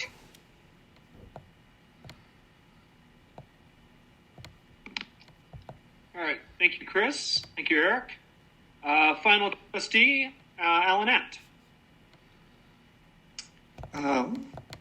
Well, we already talked to Chris at SAB, so I don't have any further questions. I'm just real excited about the project. Chris, thank you for all your work on this. I think sidewalks are great to make our town more walkable, and the bike racks make us more bikeable. And, handicapped people in wheelchairs or using walkers really need sidewalks, as well as people with baby strollers. So I think it's great for multimodal. It's also great for public safety. There have been really alarming numbers of pedestrians and bicyclists being killed all over the Front Range. Anything that can help to prevent that is a good thing. So thanks for your work on this. Thank you. Yeah, thank you, Chris, for all the hard work you put in this, and also for the creativity with working within the very limited ability of the TIP program to fund things, and then coordinating with the DDA to do what is going to really turn around that whole area of town by the next summer. So this is very good, and thank you. I'm going to open this up now to public comment. Anyone from the public who would like to speak on this matter, either raise your hand or raise your hand or begin speaking if you're on the phone. This is Kathleen. If no one else is ready to speak, I have some public questions. Kathleen, you can have 3 minutes of public comment. Okay, I guess I went through the packet, and I guess my confusion is, Chris, is name and address. Kathleen Chip by Magnolia Star Route, sorry. My question is the 1.5 million solely for sidewalks and the bike racks and the charging stations?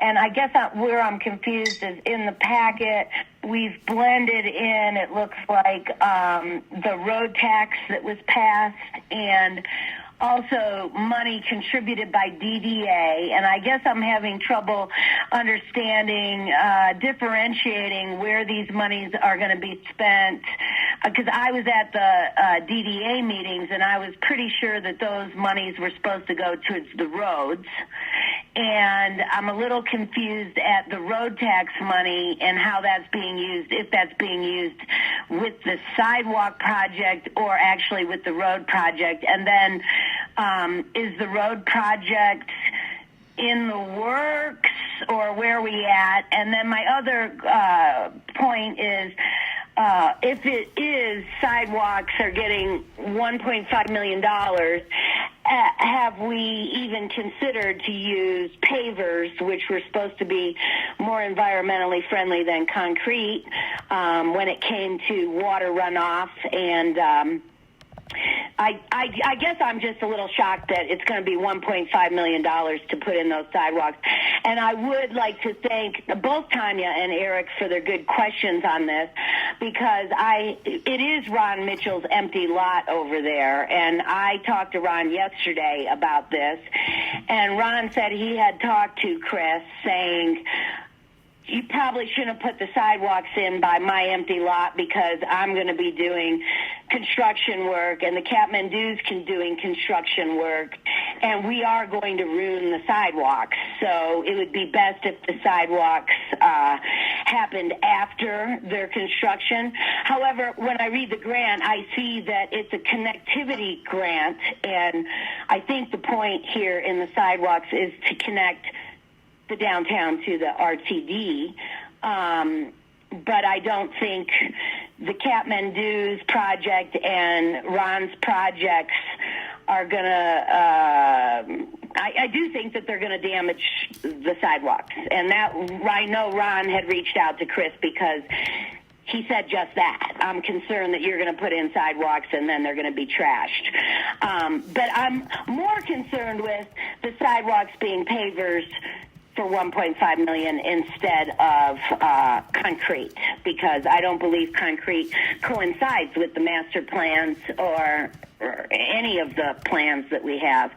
I think we were supposed to be worried about runoff. So I guess my questions is how did the road tax and the DDA giving money, how is that I don't understand how it's intermingled in the $1.5 million sidewalk project. And is the road going to be repaired or not? And I also am concerned, Chris, because at the ProSAP meetings, the DDA meetings, when you got granted that money, I was there, and you said you refused to do the sidewalks unless you were doing the roadways at the same time, because there was no point in doing the sidewalks to then, at a later date, damage them by doing the roadways.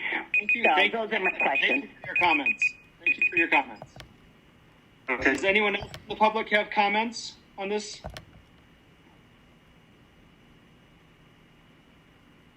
Either raise your hand or start speaking. Seeing no hand and hearing no one. Would you like to address any of that? I think you did actually address all of those in your presentation regarding the timing of the roads and how the funding profiles were working. The one thing I think certainly would be something we'd want to see go into the OPR is something to do with materials choices and meeting our sustainability goals. If you have anything further you want to quickly add on that. Well, I think I answered most of those questions. I will say that the road there is a match required for these funds, and it's $50,000. And I'll be using the road tax to match the $1.5 million with $50,000, roughly 3%. So that's what the road tax, what I was talking about. and it's accurate that I do not want to do sidewalks without construction of road, which is why I went to the DDA. But again, all has to happen in sequence. And then as far as construction that happens outside the project, I need to use these funds within a certain time frame. And so I can't really wait for other projects to happen before I can do this project. I just can't do that. As far as using other materials, absolutely, I'll get input from the other boards and move forward with those suggestions. Thank you, Chris. So I'm going to bring this back to the board. If any board member would like to have any other final comments on this, or if anyone would like to make a motion to approve Task Order 1 or otherwise make any other motions, please unmute yourself and speak. See, Alan, you unmuted yourself? I'd like to move that we approve this. Baumhover, I second. So we have a motion and a second on the table. We'll give a moment for any members of the board who would like to comment on the motion on the table before we call a vote.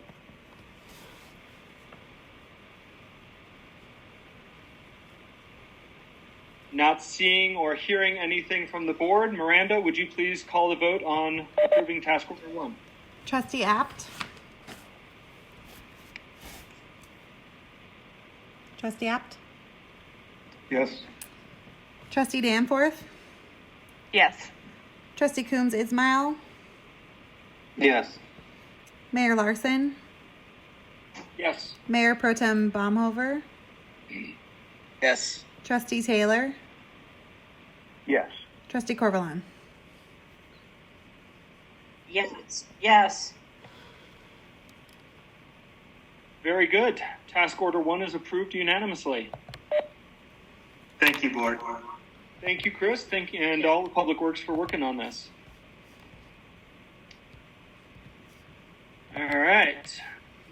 We are moving forward into our discussion items this evening, beginning with a discussion item based on the recently passed lodging occupancy fee that the voters of Nederland are overwhelmingly passed in the April election.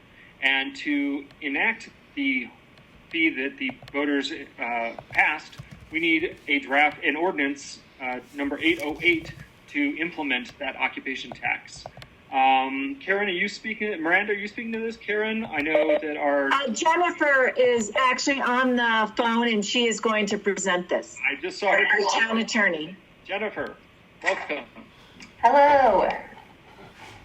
Good evening, Mayor and Trustees. I'm Jennifer Madsen, the town attorney. I will be presenting to you the draft ordinance for implementation of the tax on lodging. This is a discussion item on tonight's agenda. I'm here to ask, see if you have any questions on the draft ordinance, and I'm also here to ask if you have any changes. The ordinance will be brought back on May 19th as an action item on the agenda, and that will be for your vote.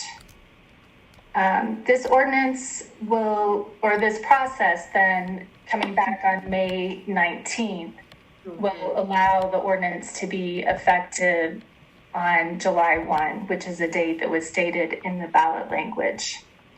And for those of you that are new to the Board of Trustees, once an ordinance is approved, it must be published. It's published by title only in the newspaper, and then it becomes effective 30 days after the publication date.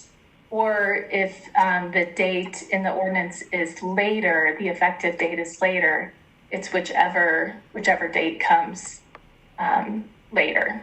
The 30 days after publication or the effective date. So just to give you a little background and history on the occupation tax, under Colorado law, municipalities have the authority to adopt laws to regulate businesses in their jurisdiction. And one of those examples of municipal regulation on businesses is to impose an occupation tax. The purpose of an occupation tax is to tax owners of businesses for the privilege of conducting various classes of businesses within the boundaries of the town.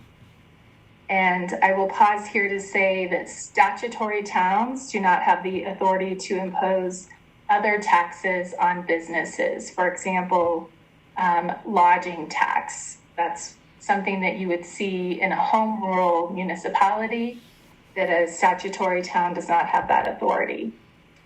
In order to impose any new tax, the statutory town must obtain approval from the voters.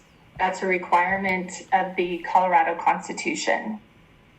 At the Board of Trustees meeting in January, the Board of Trustees discussed the terms of an occupation tax for the purpose of drafting the ballot language. And at that meeting, the Board of Trustees specified certain provisions for that occupation tax.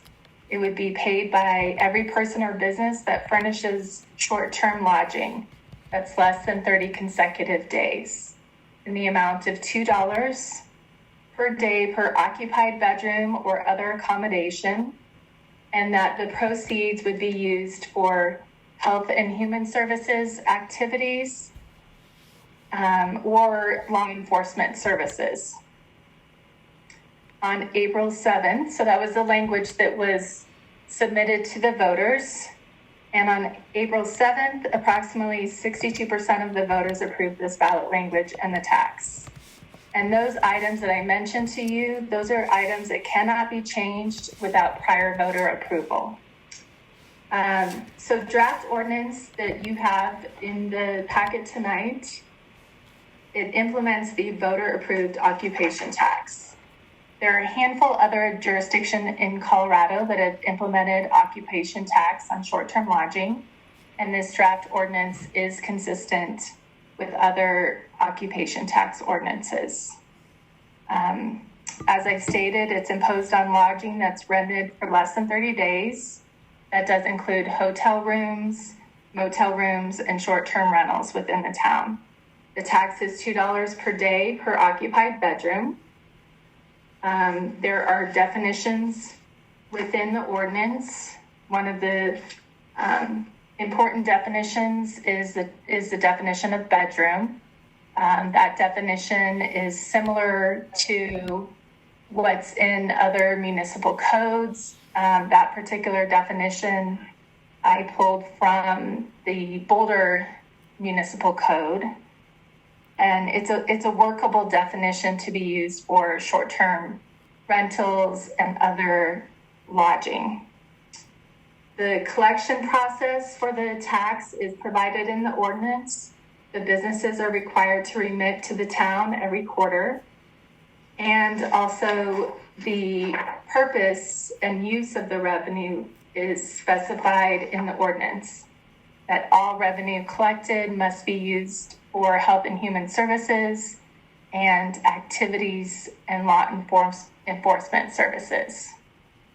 So that's the end of my presentation and overview of the ordinance, and I'm available for any questions. Thank you, Jennifer. I'm actually going to start here just because the question I have is just kind of more of a large scale.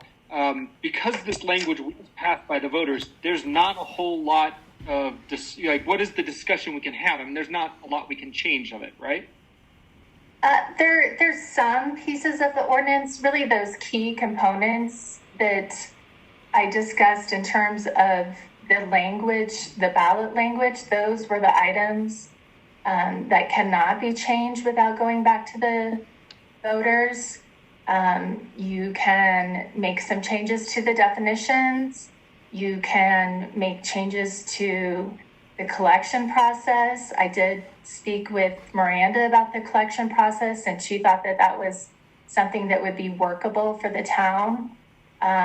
Also, enforcement, you can make changes to that. And another thing that you could make changes to that I know that was a discussion item when we talked about drafting the ballot language is adding more detail to how the revenue would be allocated. Say, for example, if you wanted to make a commitment in the ordinance that 50% of the tax revenue would be allocated to Health and Human Services, that's something that you could do. And then the other 50% would be to law enforcement, but then you're making that commitment, and every year you would need to allocate the revenue in that manner unless a future board decided to amend the ordinance. Okay. Thank you. I'm going to open this up to board discussion. If anyone has things they'd like to either just comment on within the ordinance or things they'd like to open up as a possible discussion topic for modification. And I think the first hand I saw go up here was Eric Coombs-Ishmael. So I'm going to give him the floor to begin with. Hi, folks. I was interested in perhaps adding some more specificity to how we are pledging to use this revenue, centered around those two, obviously, items, the Health and Human Services and law enforcement. I thought it might be a good idea to indicate that we would use the funds for law enforcement services that specifically or directly relate to enforcing this ordinance. I think that would be fair and make some sense, rather than law enforcement services in general, and that we dedicate the vast majority of this income to Health and Human Services needs, which I think are sorely needed in our town. So that would be my suggestion. I did find the wording Health and Human Services and activities a bit confusing. It feels like activities are separate from Health and Human Services. And, for the purpose of clarification, I would like it to say Health and Human Services and Health and Human Service activities. But I understand that that's the spirit of how it was written, that it is intended to have to do with Health and Human Services. So those are my kind of ideas for how we might further specify the use of these funds. All right. I would have a question, actually a follow-up question on that, if I might, for Jennifer Madsen. If we were to specify, let's just take what Eric just said, specifically say 80% for Health and Human Services and Health and Human Services activities, 20% for law enforcement directly related to the enforcement of this ordinance. If we were to say that in the ordinance, what does that open up? Is that going to add additional reporting requirements upon town staff? Does it open up difficulties, next year or, a couple of years down the road that maybe we want to worry about? I just want to see, what are the implications of adding that kind of specificity to this ordinance? Well, we'd probably want to work with the language a little bit. I mean, if you wanted it to be 80% for Health and Human Services and Health and Human Services activities, I would recommend some sort of language that said at least that amount of money or that percentage for Health and Human Services, and then the remainder to go to law enforcement for enforcement of this sales of the occupation tax. I would suspect that law enforcement cost associated with enforcement of an occupation tax is going to be fairly low, because this tax is really administered through, it will be administered through Miranda and other people within the administrative section of the town. There would be audits, those types of things. So law enforcement really isn't going to be involved in the enforcement to any great extent. I will say that was to some intent my intention and suggestion. does saying that we want to say any particular percent, 50% to Health and Human Services, 80%, whatever, does that mean we have to report every year on how much was taken in and the disbursement of that meeting the specific amount, or? Well, it really would be an accounting function for town staff to report on that, and just making sure that town staff provided the information and complied with that reporting piece of it. There isn't any obligation necessarily to provide a report, on a yearly basis or anything like that. All the records would be public records, but it just would be probably more administrative issue for the accounting staff. Okay. I see a hand up here from Mayor Pro Tem Baumhover. I just was curious to clarify what I think, and Eric already clarified it, that he was meaning the extra would be toward administrative fund, because my knowledge of this is with the actual STR ordinance, we'll be hiring the third party to do the actual monitoring enforcement of that, specifically because we had discussed during the STR that we may not actually have the resources as a town to be doing that. So I was just looking for clarification of what Eric was looking for that other 20% to go to. Would it be covering that administrative accounting cost of taking in this, or were you talking about covering the cost of the STR ordinance, which is different from this tax? So, I actually wasn't advocating for any kind of percentage layout necessarily, that we say it's 80-20 or whatever, just that that we essentially direct the vast majority of these funds towards health and human services and health and human service activities, and that if there were any costs incurred on the part of law enforcement, that these funds could be used to cover those costs. But that I would expect that in the majority of years, little would go to law enforcement and most would go to health and human services. Okay, thanks for clarifying that, Eric. Lindsay Danforth? Yeah, I just wanted to ask if the collection of some of these fees, is this going to come through Airbnb and VRBO? Because I know that they can collect some taxes or some of the different lodging fees, and so I'm not sure if this one qualifies, if they'll be helping us to collect that. Does anybody know that? I think Miranda would probably be able to answer that question better than I could. Yeah, so I've talked with an Airbnb representative. It's really tricky. It's dependent on the host platform itself. So there is no guarantee. It's something that the STR or short-term lodging personnel would want to talk with their host provider about, but there is no guarantee. Okay, so they don't just overall for anybody that falls within Town of Nederland limits automatically gets this fee applied as the customers are trying to check out. So, no. So, they do for some larger municipalities, but early on when we were even passing the short-term rental ordinance, I had asked, and they said, for smaller municipalities, it's less likely. Still more, I've recently connected with a few STR owners who have asked me to continue to look into that. So I am still trying to research ways to have them collect it. But right now I have yet to find kind of a solid answer that yes, they will. Okay.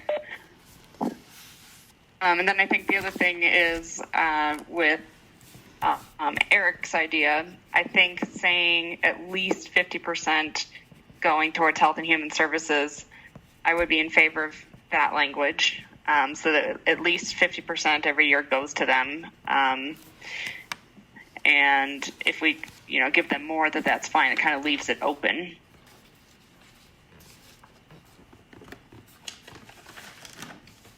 All right. Thank you, Lindsay. Tanya, I see your hand up here too. Yeah. I got several things I was worried about.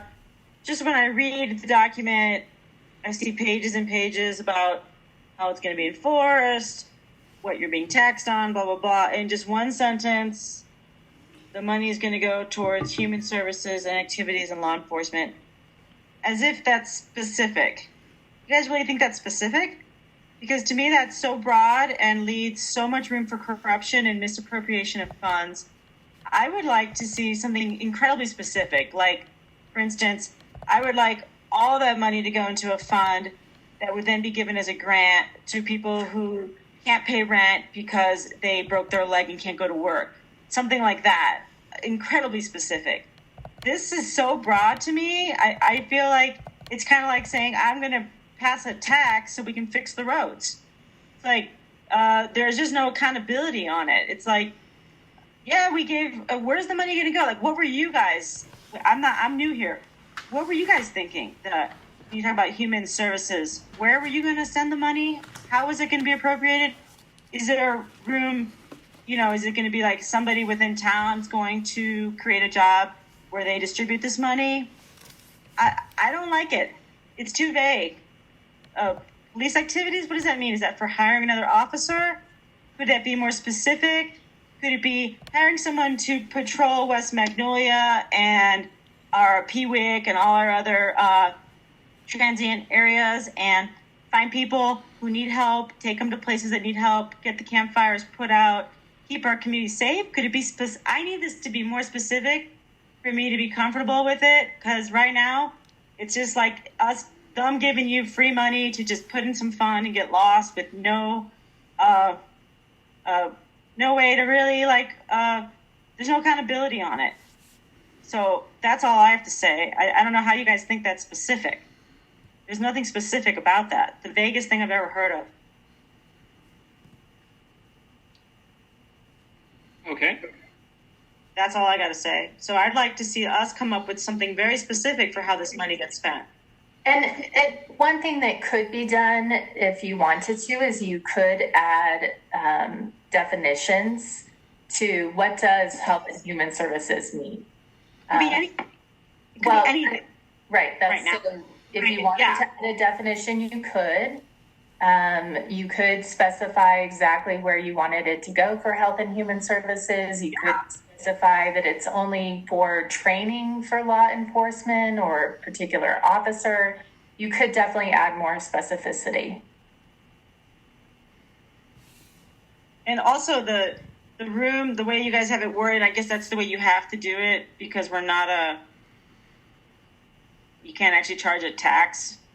You can't do a percentage tax. Right. Yeah, it's $2 a room. It also seems difficult to really enforce, because you've got your third party person who's going through records and be like, well, I saw you had 4 people here. That must be 2 rooms. And then I could be like, no, they all sleep in the same room because their kids don't like to sleep alone. I don't know. It has a lot of room for wiggle room on it, but that's not my main concern. My main concern is the vagueness of the language and the way that it could be, the funds could be misappropriated, lost, and no accountability, and that just looks bad to Nederland. Okay, so it sounds like we are having some questions about how we want the language within the ordinance in terms of the application, the specificity. It's already. It's only after 9 o'clock, and I'm already can't speak. The specificity of where the monies can be spent, the specificity on perhaps the distribution, the percentage distribution. It sounds like some are arguing for majority to Health and Human Services, however we choose to define that. So I think what I'd like is there's very difficult things to have this kind of back and forth discussion via WebEx. But I would like each trustee to look at the language that's in there in terms of the dedication of funds and send proposals to town staff. Take a look at what you might want, how you might want to define Health and Human Services. Take a look at if you might want to add a language like at least 50% of the funds go to Health and Human Services. Those kinds of modifications to the ordinance that town staff could then work on integrating over the next 2 weeks for for this ordinance as it comes back for additional discussion and implementation or passage at the meeting on the 19th. Does that sound like a sort of a good way to approach this so that we can actually get a lot of different ideas out there and integrate it into it without bogging down too much on WebEx? Can I ask, in the case of when, some of the ideas that we might send directly conflict with each other, how town staff will present that? So that's what I'd like to do is it would come back with, I can't go off the top of my head come up with a conflict, but, it may be the case where 6 of us come back with something very similar. And that will then lead a clear direction for the board and town staff to go. If 3 people come back with one idea and 4 with the antithetical opposite, then those would both be presented within the AIM for open discussion during the next meeting. It would not be in any way discarded or, hidden. It would, all of the inputs would go into the AIM and into the discussion item for the next agenda item, next meeting. But I have a feeling listening to us, we're, I think, probably 90% of the way there already in agreement. It's down to the details, and if we can each input, provide those inputs and those details that we're interested in, might very much smooth out how the negotiations and discussion goes at the next meeting. Does that make sense? And one thing that I could do is that when it's presented to the Board of Trustees at that May 19th meeting, we could do something similar to what we did for the resolution and improving the ballot language, is to have, ordinance 808A, ordinance 808B, that sort of thing, so that we can just fill in that language into the ordinance once it's passed. Sorry, just one more question, just so that none of us waste our time. I loved Tanya's idea about a rent insurance fund. I think that's an awesome thing for the town to potentially have one day. But I was wondering if that level of specificity would be appropriate considering the language that was passed. You can make it more specific, as long as it fits within the categories of departments, essentially. Health and Human Services, does it fit under that umbrella? Does it fit under the law enforcement umbrella? You can do that. But the language itself that was passed by the voters, because that just says Health and Human Services and Activities, it can be pretty wide open. Is that what you're saying? We could actually go and modify it and make a different internal fund? Well, it just has to, whatever you allocate it, has to fit within the umbrella of Health and Human Services or law enforcement.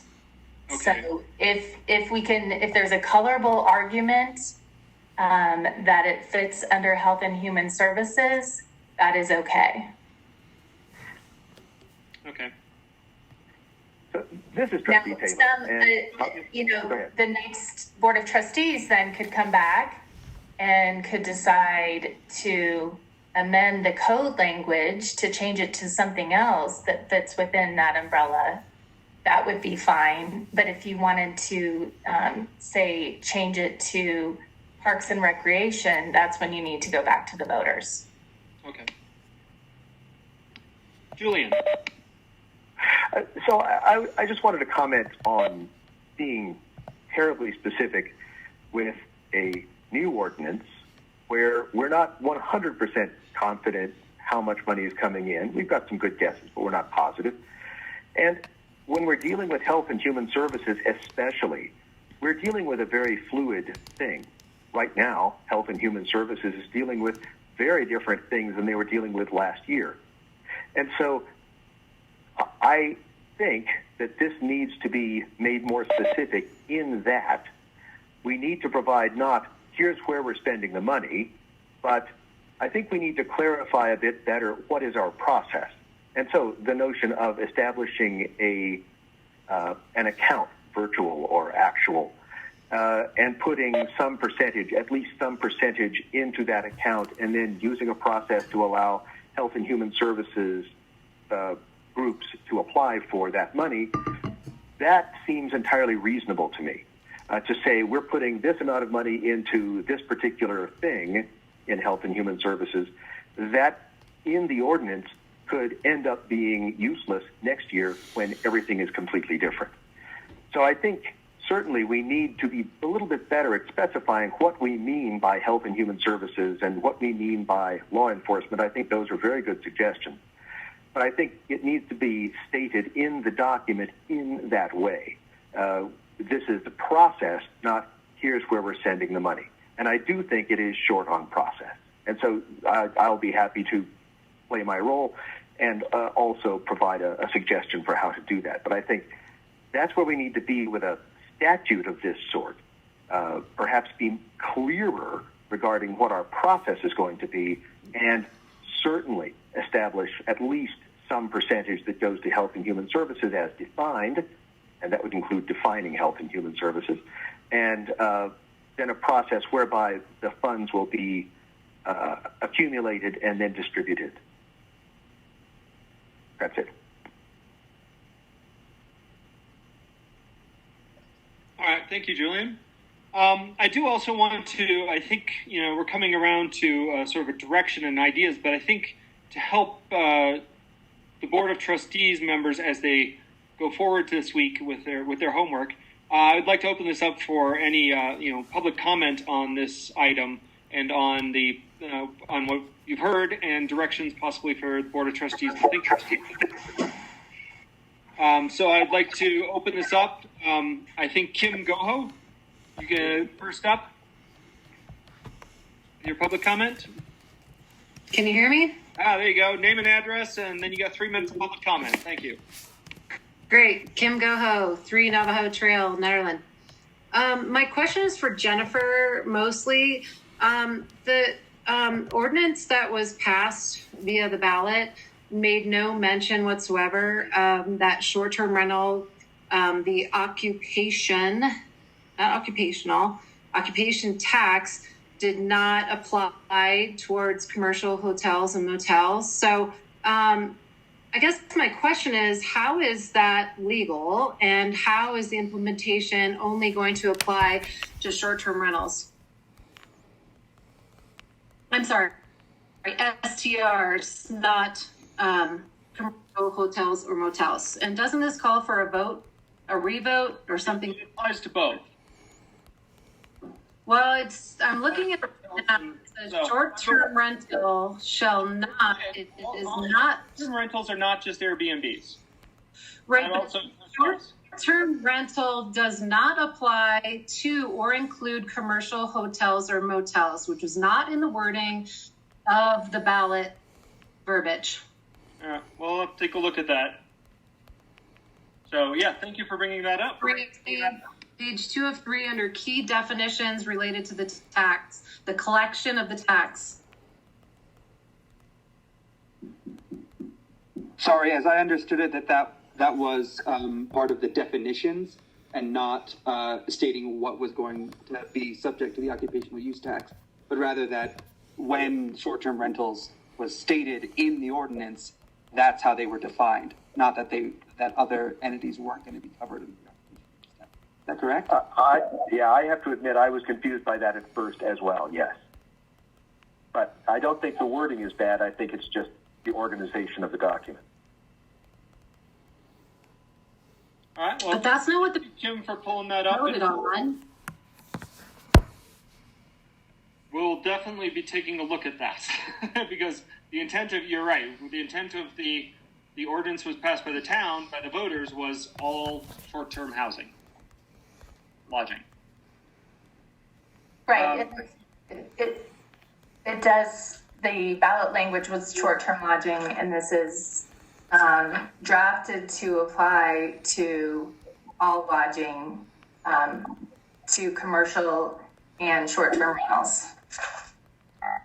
All right. I guess it's like my big concern with the whole wording in general, and I'll be done after this, but it was stated as an occupation tax, which clearly sounds like it's geared towards an occupation, meaning an STR owner, and not a lodging tax or not even like an occupation tax or an occupational tax. Occupation means that you are targeting it towards STR owners versus a lodging, an overnight or short-term whatever tax. Like, it should have been pulled from the ballot to begin with, but I would like it to be before any other action is taken with this verbiage. Thank you, Kim. Thank you.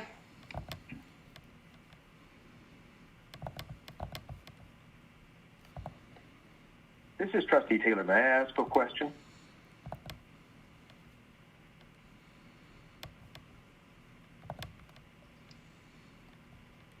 Hello? You're muted, Mayor Larson. There we go. Yeah, I was having issues with my computer. Go ahead, Julian. Okay.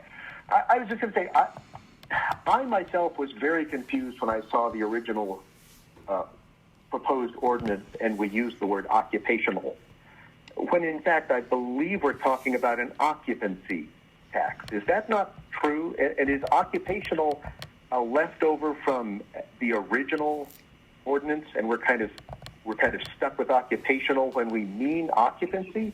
Or, Jennifer, does it actually refer not to occupancy but to the owners? What is the intent of that word then? The occupation refers to the owners because it's a tax on the business. So it's the business of short-term renting. It's the business of commercial lodging within the town. That aspect of it does strike me as very confusing because we're also talking about $2 per occupant, and I think you're talking about the occupation of the owner. Is that what I'm misunderstanding? It's $2 per bedroom, and the reason why it's $2 per bedroom is because it's a way to make the tax proportional to the lodging facility. So if you have a 5-bedroom home, the tax is going to be larger potentially than if you have a 1-bedroom hotel. So that was I understand that. I'm meaning the word. So you're saying this is not an occupancy tax? It is not. Okay. Occupational is there for legal reasons rather than referring to who is occupying that room. It's referring to the occupation of the owner? Yes. Okay. And that's because as a statutory town, you have the authority to tax occupations. I understand now. Thank you. Thank you for that question, Julian, and the clarifications, Jennifer. Any other members of the public would like to provide comment? I think that Dan Cobble wanted to provide a comment. I see his hand raised, but... Yeah, I asked him. I haven't heard. Seems to be having voice issues. Me too. I'd like to have a quick comment. Who's this? This is Jessie Ansari, Blue Spruce Drive, Nederland. Go ahead, Jessie. Yeah, just as a resident, I'd also like to say I support that administrative costs and enforcement costs could be funded by these revenues, but that the rest of it, I would prefer to see it go to Health and Human Services, and I would like to know how that could be allocated. From my reviews of prior budgets, it seems like Nederland has no Health and Human Services department, so I'd be interested in to see what Trustee Taylor was suggesting about having its own account so that Health and Human Services could apply to that, or that it could get its own budget item within the Nederland town budget, and then add a further definition for Health and Human Services. And that's all. Thank you. Thank you, Jessie. Any further public comment?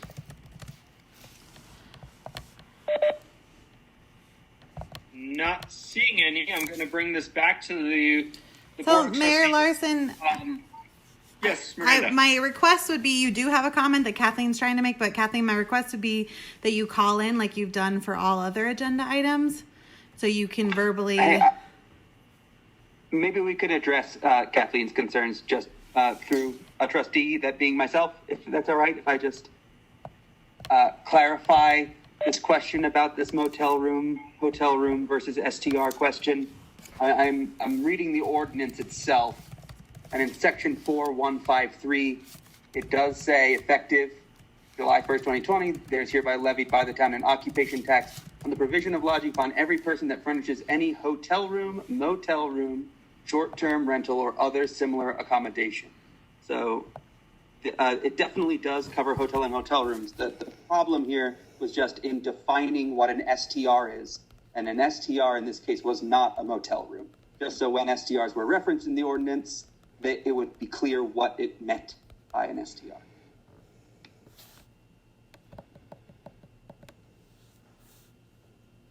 Thank you, Eric. So just want to give the rest of the board another chance. I think we have heard good input. I think we have an idea on kind of some modifications to the ordinance that we might be looking at to increase specificity, definitions, and I would just encourage all of you to try and get those into town staff. Miranda, Karen can sort of serve as the clearinghouse on these this week, so that we have time to work on it with Jennifer Madsen and make sure that the language is ready to go for the next meeting. Any other final comments on this discussion item? I'm just a little. This is Alan. I'd like to just say that one thing we kicked around a lot was the food pantry as being a major need, and as we know, with people being out of work and going hungry, the food pantry continues to be a huge need. And so that we don't have a formal Health and Human Services department, but that is a Health and Human Services function that's very important to our town. So I just wanted to add that, because that was an important topic when we talked about the ordinance. Yeah, it was definitely one of the big drivers of the language we put into the ballot.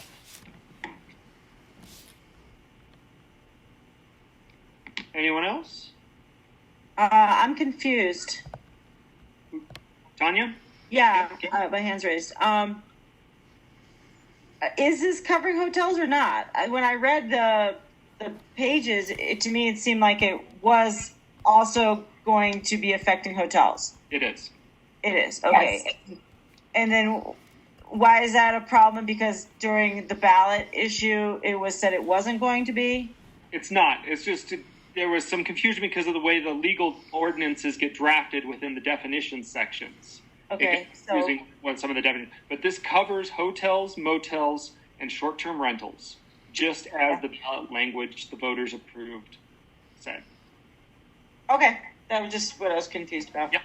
All right, very good. Okay, I think we'll be moving on to discussion item 7.2, which is, I got to scroll here. Where is this? I've gone too far. I should have gone back up to the top and used the... So 7.2 is a vision for improving forest health and reducing wildfire risk in Boulder County. So what this is a memorandum of understanding that the town of Nederland has been asked to sign on to by a number of other organizations across Boulder County who are looking to do a holistic approach, overall approach to looking at wildfire danger within our county. And so it is, the things I want to stress about is it's non-binding. It's just kind of a vision of what we could hope for, and as we move forward in the coming years, working together with other cities, with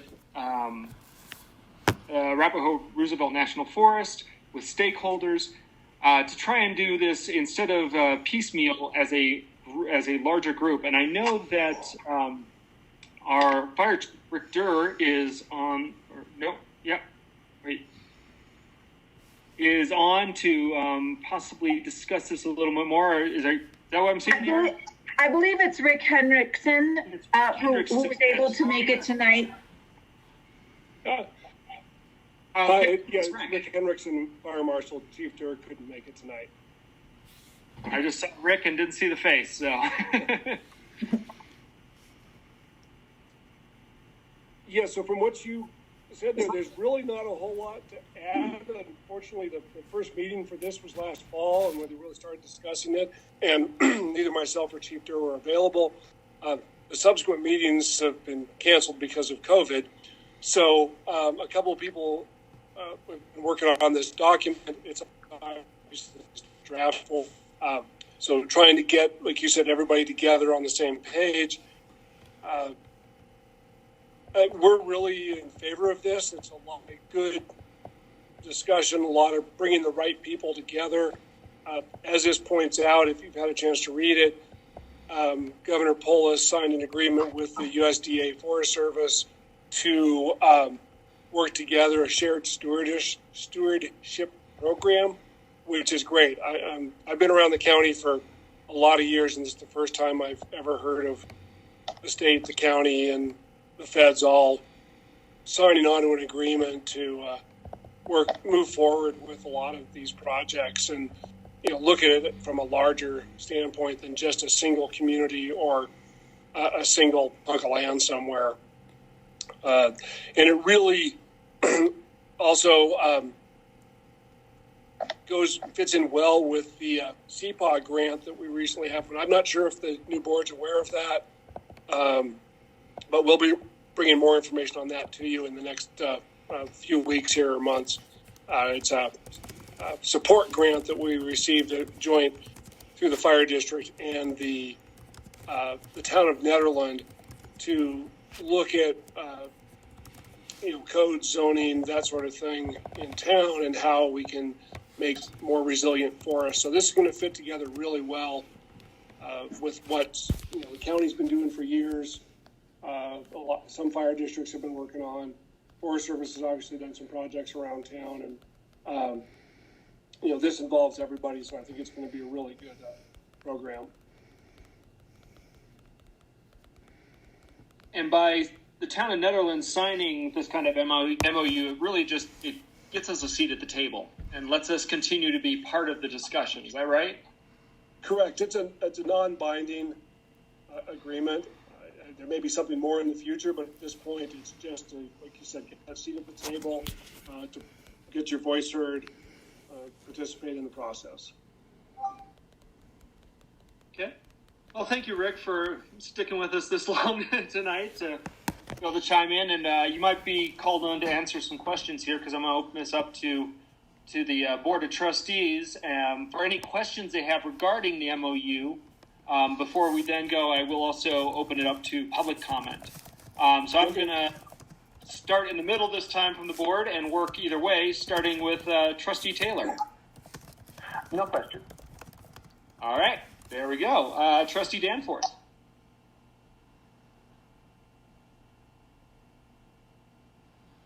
I also don't have any questions. All right. Trustee Corvalin. I have a couple questions. So this is also going to allow homeowners to participate, Rick? This is just to get the government agencies together to start with. Where it goes from there, I don't know for sure. But certainly at some point, individual landowners, homeowners are going to be involved in some way in this process if they want to be. Now, is this just about clear cutting, or what are some of the other ideas that you guys have for this project? Everything is wide open right now. There's been no specific discussion on any particular type of either fire mitigation or zoning changes or building code changes, anything like. None of that's been discussed at this point. It's brand new.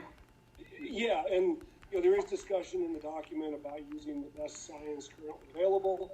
Because we know that's changed a bit over certainly the years I've lived around here on what is considered appropriate mitigation work. So I expect that will change. I expect there'll be a lot of information coming out as this process continues. Okay, thank you. All right, thank you, Tanya. Jonathan Baumhofer, Mayor Pro Tem. No questions. I think we're good to go. Thank you. Trustee Ishmael. Hi, just a couple questions. One would be that I wonder if this might be something that could be taken up at ProSab level. I know that ProSab is typically the board that deals with the forest and those kinds of fire issues. And so I would really love it to see this referred to ProSab for kind of further discussion and development, and maybe bring in some more ideas, because I know that a lot of us are involved in the multi-party monitoring group, Magnolia Forest Group. There's a lot to be learned from Forsyth 2, and also the upcoming CPAW evaluation that's going to be done for Nederland, which I think is pretty exciting as well. So I think that it could be really useful to kick this down to ProSab. Just for clarification, do you mean before signing the MOU, or as we move, sign the MOU and we move forward with this collaborative approach, bringing it as sort of letting ProSab be the point? Well, I guess, are we right now discussing signing the MOU or continuing to work on drafting? I believe we are looking at signing.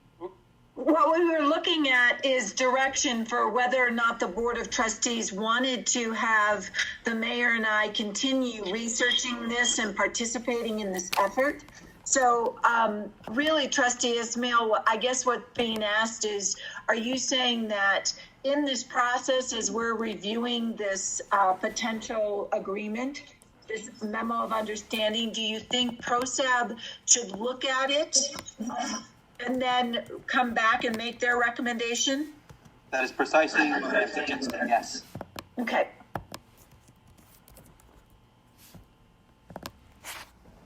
Okay. And I don't have a problem with that, just from a staff perspective. Not at all. I support that. Trustee Apt. Well, we definitely want to see at the table, and I like the fact that the document mentions stakeholders repeatedly. And ProSab, as Eric said, has been heavily involved in this in the past, and would be the appropriate board to follow up on this once we sign the agreement. Okay. I'm going to open this up then to public comment. Any members of the public who'd like to speak on this item, please speak up now. I see Jesse. Yes, go first, Jesse. Great. Hi, everyone. This is Jessie Ansari, Blue Spruce Drive. Happy Cinco de Mayo, everyone. Regarding the vision for improving the forest health here and reducing wildfire risk, there's some really encouraging language in this vision. I think the whole concept is fairly vague at this point, but I do support the language calling for involvement of residents. I think this is particularly important. So my hope is that the BOT and other officials will really actively involve residents and stakeholders in the MOU. As the ProSab we had our meeting last week, so we weren't able to touch base about this in time for this meeting. And so far, this ProSab have not been involved in these discussions, and I do think that this MOU does fall within the ProSab's primary responsibilities as Town Parks Advisory. So yeah, just as chair of ProSab, I'm suggesting that our board does be included in the upcoming collaborations for outreach and public engagement.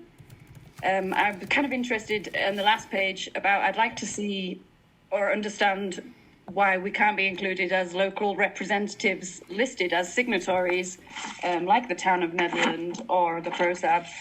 I can answer that. The only reason why is because we haven't already agreed to do so. Okay. They sent us the draft, and it includes different communities and stakeholders who have already agreed to work towards this collective MOU. Great, lovely. Thank you, Karen. Yeah, it would be nice to see some real local representation on this list. And then just last, I'd like the Nederland ProSab just to be better informed with the local forestry and open space decisions in general.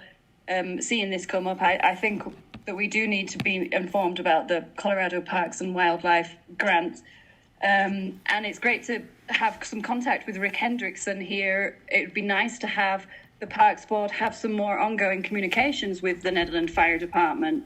Right now, the town has at its disposal a fully seated, engaged Parks Advisory Board. We're all willing to help assist, and we're more than capable of offering these open space insights and wildfire mitigation insights. So, I would just like to encourage our engagement with this MOU. Well, thank you for volunteering, Jesse. I think we will definitely be tapping you guys. Thanks. Any other members of the public like to speak on this? I see a voice. This is Kathleen, and when it's open, I would like to speak. Kathleen Chippy, please go right ahead. Yes, my name is pronounced Kathleen Chippi. Chris, after hearing me for 6 or 8 years now, I think we can agree on the pronunciation of my last name. I want to support what Eric and Jesse just said about Kathleen Chippi, Magnolia Star Route. I want to support what Jesse and Eric just said about ProSab being involved. I really think that ProSab needs to be involved in this. I'm concerned about clear cutting, very concerned about it.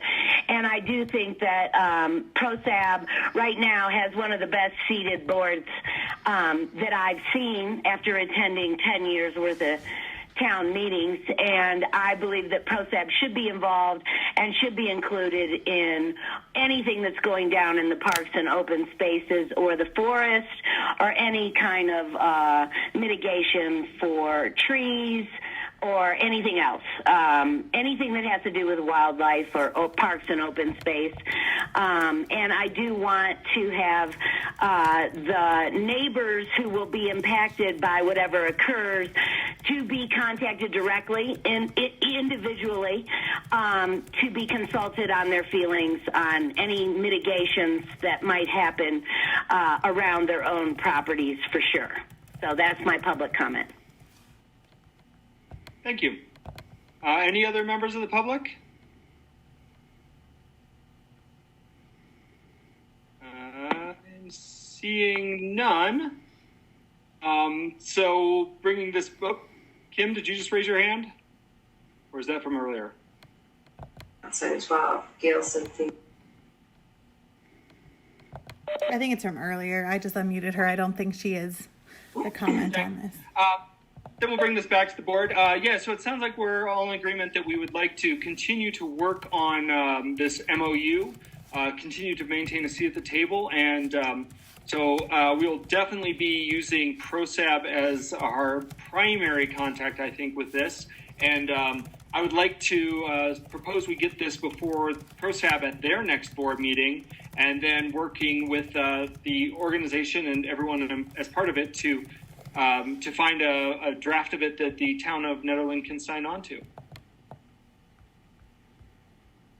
So thank you guys all for your input on that. And this is definitely I'm sure not the last time we'll be seeing this. This is my feeling on this is a step in a direction that's going to go for many years on building this kind of collaborative approach towards forest health and wildfire danger around us. So I think this is the first step and something that's going to outlast all of us on this board for sure.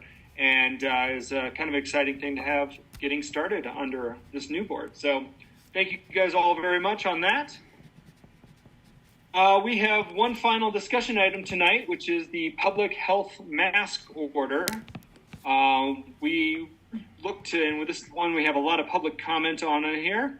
This is one we looked to put onto the agenda tonight last week, prior to Boulder County defining their mask order. So at this point, Boulder County is requiring masks for all people in public who or go into a business or are in public in a place where they cannot remain appropriately social distance, i.e. with a greater than 6 feet from one another, beginning Saturday morning. That's the 9th of May. So I would like to first just throw this out to the board. I think we've been doing a very good job of staying in sequence with the county. I think the town of Nederland at this point could very much continue to work with the county and live under their orders on this, and look more towards what we can do to help our businesses with the enforcement of it, and with the potentially at some point providing the PPE for those who don't have masks. But I'd like to throw this out to the board. If anyone is really adamant that we need to have our own, please speak up. Or anything else regarding this public health mask order that has been another rapidly moving target. So I'm going to just go down the board here and get comments and thoughts on whether you feel like the town of Nederland needs its own, or if we're comfortable working under the counties, beginning with Alan Apt.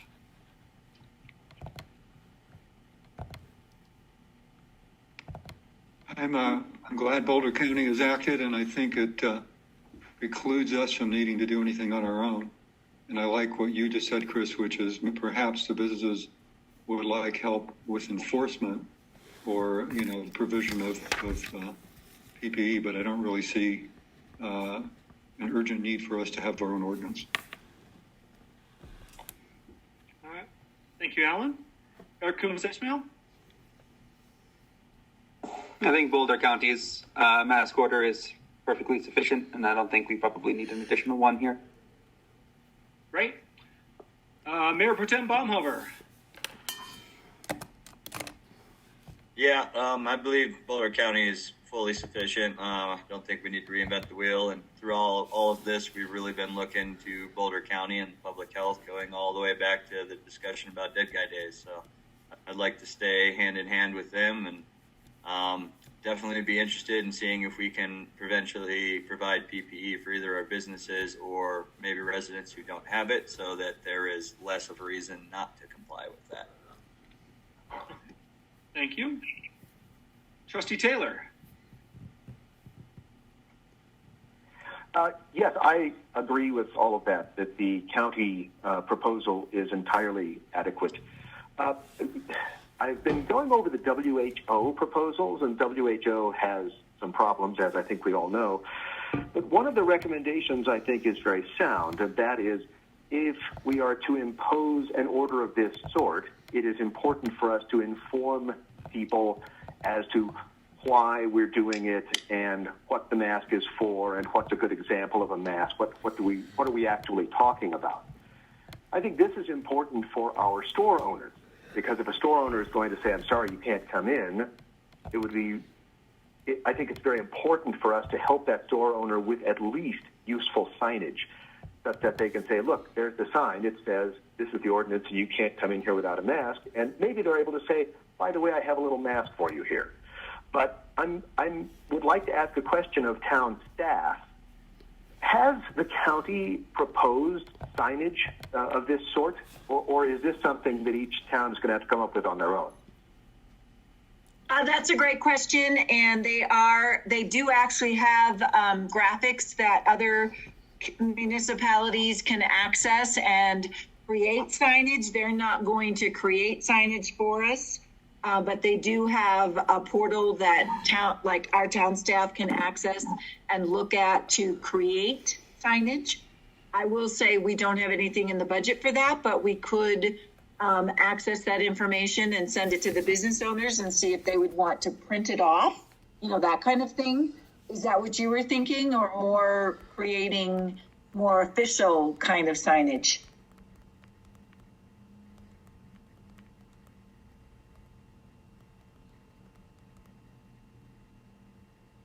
Trustee Taylor? Thank you. No. Jonathan, did I see something from the DDA potentially taking some lead on that? What you saw was that in that grant funding, we had allowed for this stopgap funding to be used by our business owners for PPE should they choose. But, there's been a lot of discussion about PPE tonight and potentially using outside town sources. It might be an interesting thing to bring up to Caro and some of the other DDA members to see if that's something that they would be interested in funding additionally beyond the stopgap funding.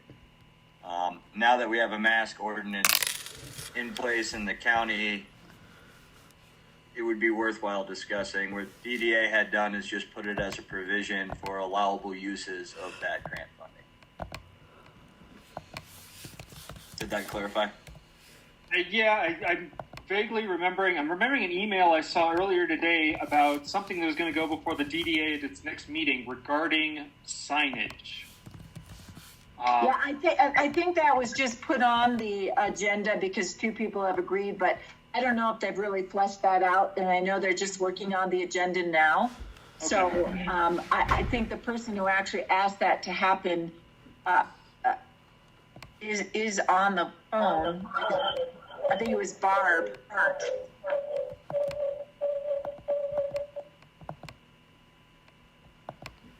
Okay, well, no, I think, but I think going back to what Trustee Taylor was saying is, I think if there's anything the town, if we can do to help, I think I'd like to potentially work with you, Karen, and Miranda to see what some of these graphics resources are and see if we can maybe make some of those available so that we can get some signage out in time for Saturday morning. Because I know going around town last weekend, seeing the amount of non-residents who were visiting town going around without masks was what was really concerning me, and was why I was happy to see the county was moving forward and was ready to have the town move forward without the county if they weren't going to, because it just was a clear problem.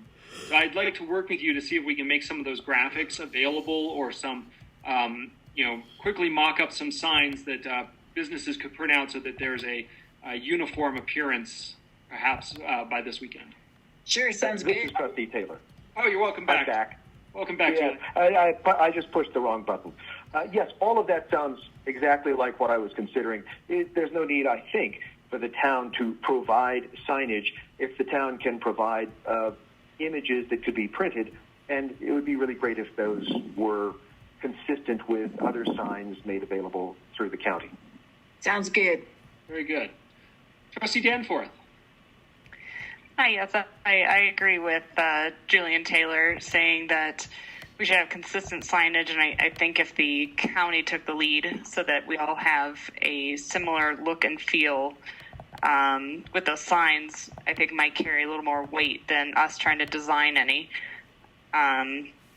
And yeah, I think that the town, we don't have to do anything on top of what the county is already implementing, and I'm really happy that they did, just because I've seen people walking into the BNF, maybe they didn't know that they should be wearing masks, even though the BNF had the sign out, they were still walking in without masks on, and so hopefully this encourages businesses also to kind of enforce the masks. But I'm not even sure how that would happen. So if we have some people coming to go shop at the BNF and they don't have masks, what's the repercussions? What happens?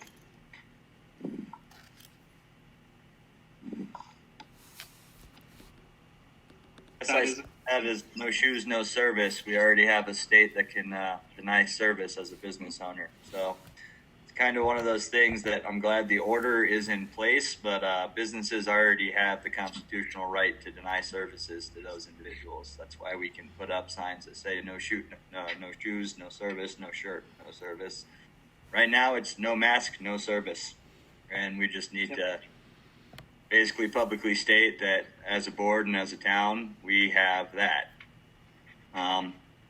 And I think we would do well as a town to continue to definitely look at, as we discussed earlier, using funds we have, whether that's the $3,000 left over from that $6,000 grant, or potentially bringing this to DDA to see if DDA maybe could provide some funding to buy masks to give our businesses so that they have those out at their door, so that they can say no mask, no service. If you really want to come in, there's a mask, and maybe it could even be you grab a mask and that gets added on to your bill from whatever you're purchasing from that store. And that would be a way that it's not on the business owners or that, and the individuals are still showing some accountability by putting that little bit of money in to have teeth in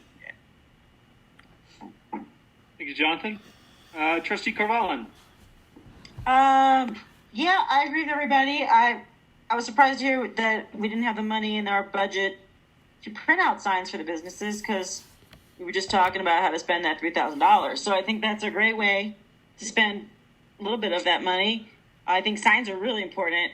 I've seen so many people wearing masks inappropriately. I hope they have some signs that have, like, you know, do's and don'ts with wearing masks and whatnot up there in that catalog of signs. And yeah, I don't think we need to make our own ordinance either. I mean, it's it has a lot of wiggle room, of course, with the 6 feet, because a lot of people are going to say, well, I can get 6 feet away from anybody if I want to. But, you know, we'll worry about that later. All right, thank you. Before we go to public comment on this one, I am just going to jump ahead of us, and request a motion to extend the meeting to 10:30. Yeah. I'll motion. Okay, I think Connie had the motion. Jonathan, I think I heard you give a second. Correct. Miranda? Trustee Coombs Ismail. Yes. Trustee Taylor. Yes. Trustee Apt. Trustee Apt. Okay, I'll come back. Trustee Danforth. Yes. Mayor Pro Tem Baumhover. Yes. Trustee Corvallin. Yes. Mayor Larson. Yes. Trustee Apt. Yes. All right, meeting extended. So it does sound like we're all pretty much in agreement about not needing an ordinance, but I do want to open this up to public comment. Any members of the public who'd like to speak on the public health order, mask order, please speak up now.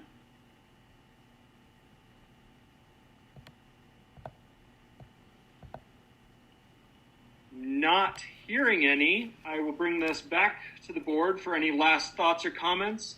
Otherwise, I think the direction on this is I'm going to work with town staff, with Miranda and Karen, to look at some of these graphics and see if we can make those available to businesses, and perhaps even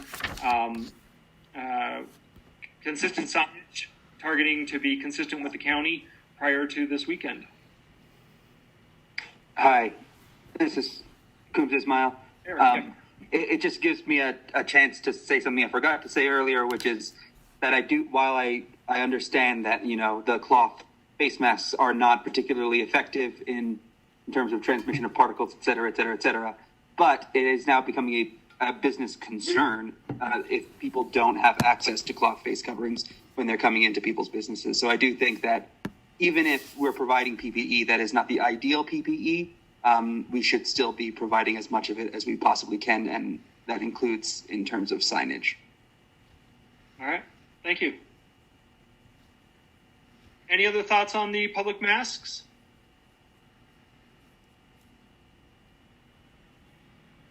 If not, we will move forward to if anyone has any other business. Any Board of Trustee members with anything? Speak up if you do. I had one thing. Sorry. Eric, I saw the little voice thing next to you, so go for it. Don't mean to keep this going too long, and I fully appreciate the hypocrisy of what I'm about to say and do, but I actually am concerned about the other business agenda item and whether or not it's necessarily one that we want to retain in its current form.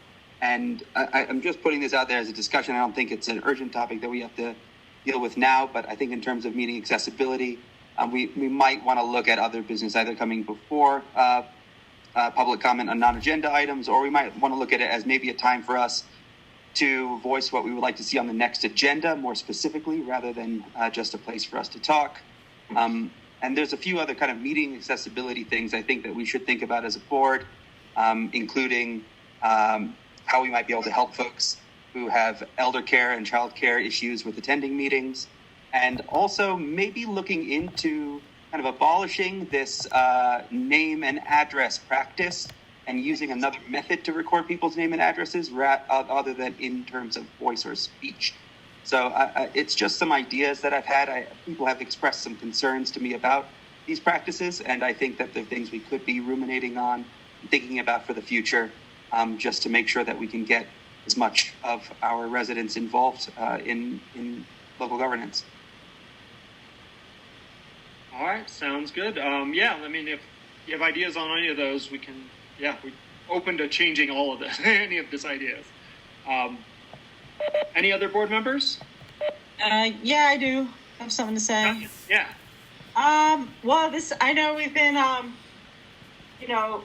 hyper focused for good reason on the COVID situation, but I want to come up. How can we talk about the Boulder County Housing Association returning the $100,000+ to town for their non-compliance with one of their agreements, which was the public access through the pathway, open space, whatever you want to call it.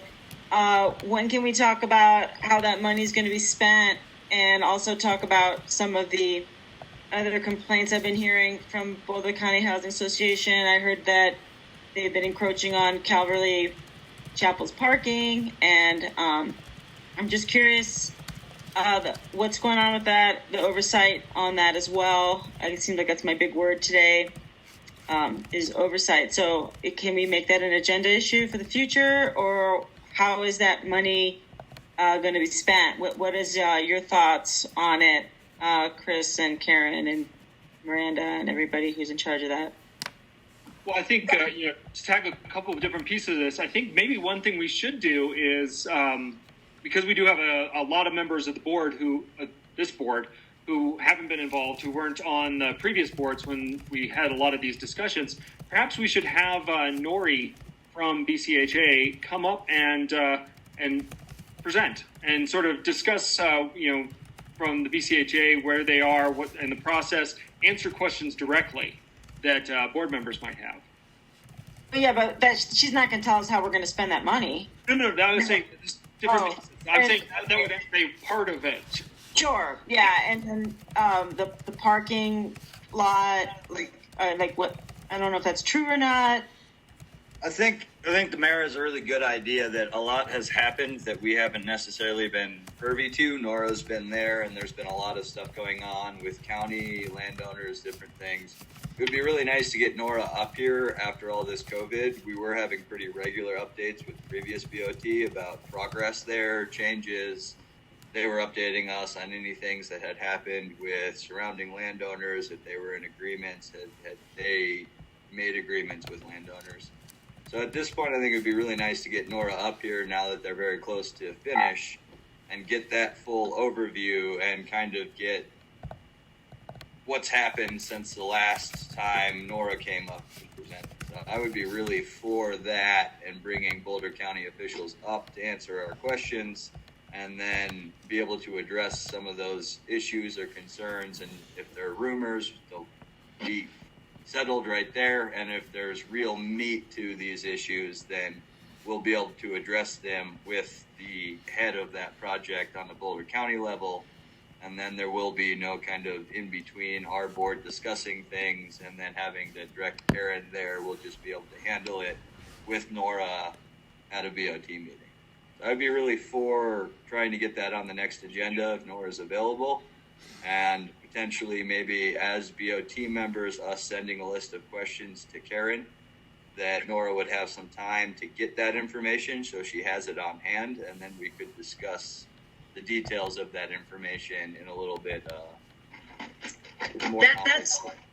That's a great idea, Jonathan. I did want to also answer Tanya's question about the money that they paid in lieu of public open space. That money is sitting in a restricted account right now, and it's been deferred until this new board was sat. And then when you are all ready to have that conversation about how you want to use that money, it's sitting in a restricted account. Does that answer your question, Tanya? Yeah. So, how do we go about discussing how we want to spend the money? We would just put it on the agenda, and we can talk to you about what the language was in the agreement for what that money. It's usually set aside for, parks, open space. I don't want to use the word incorrectly, but it's basically for the use of public lands. So that's the intention. That being said, well, anyways, that's put it on the agenda. Put it on the agenda, kind of like for a brainstorming session. It could be an information item. It could start that way, or you could start as discussion. Yeah, discussion, I guess, is the word. Yeah, because I just don't know yet. Is this something we should try and time in sequence with this year's budget process? We could do it that way too. The budget is you're really going to start talking about the budget at the end of summer. So it just depends on the timing of how you want to get started on that. Could we I don't know when that is. The end of summer is when we start doing the charrettes, the public charrettes. The board starts getting more robustly involved in the process in September and October. November and December are when we start having the public hearings and the final decisions are made about the budget. So there's a couple reasons that you might want to think about the timing, right? Because right now we're in a bit of we're in a pandemic. We are we are cutting our budget. It's a little bit of an unsettled time right now. At the same time, if you do want to have this be part of your budget discussion, and those conversations are going to happen in 3 or 4 months, you might want to start your conversation so you have several meetings where you might be talking about this issue. Yeah, I personally think we should start talking about it, maybe not next meeting, but in the next month, and having ProSab talk about it, since it sounds like the money's more for their sort of things. And maybe even ask the public to be sending comments about what they would want the money to be used for, or if we are in the middle of the pandemic and in the middle of major budget shortfalls, if there's any way that we would just want to use it for humanitarian reasons right now for people who are struggling. I don't know. It seems like now anytime's a good time to talk about spending money. So it's going to take a few meetings to figure it out, I think. Okay. So I think what this might really prompt is, let's work with, as Jonathan suggested, work with Nori to get BCHA on the agenda to give an overview of that project part. And then when it comes to the budget, maybe it's an opportunity for us to schedule a BOT ProSab work session. Good idea. As one of sort of the informational ideas, a place to start brainstorming ideas of what it could be done, as just as a kickoff. Not saying it has to be ProSab specific funding, but start with them and as a kickoff of it, and then also reach out to the public for other ideas that they might have that are outside of things we've already thought of. But as a chance then to build some bridges between the BOT and ProSab, new members on both that haven't worked together, and use this as one of the ways to kick that off. When would that be? Like in a month or so, or? That's something.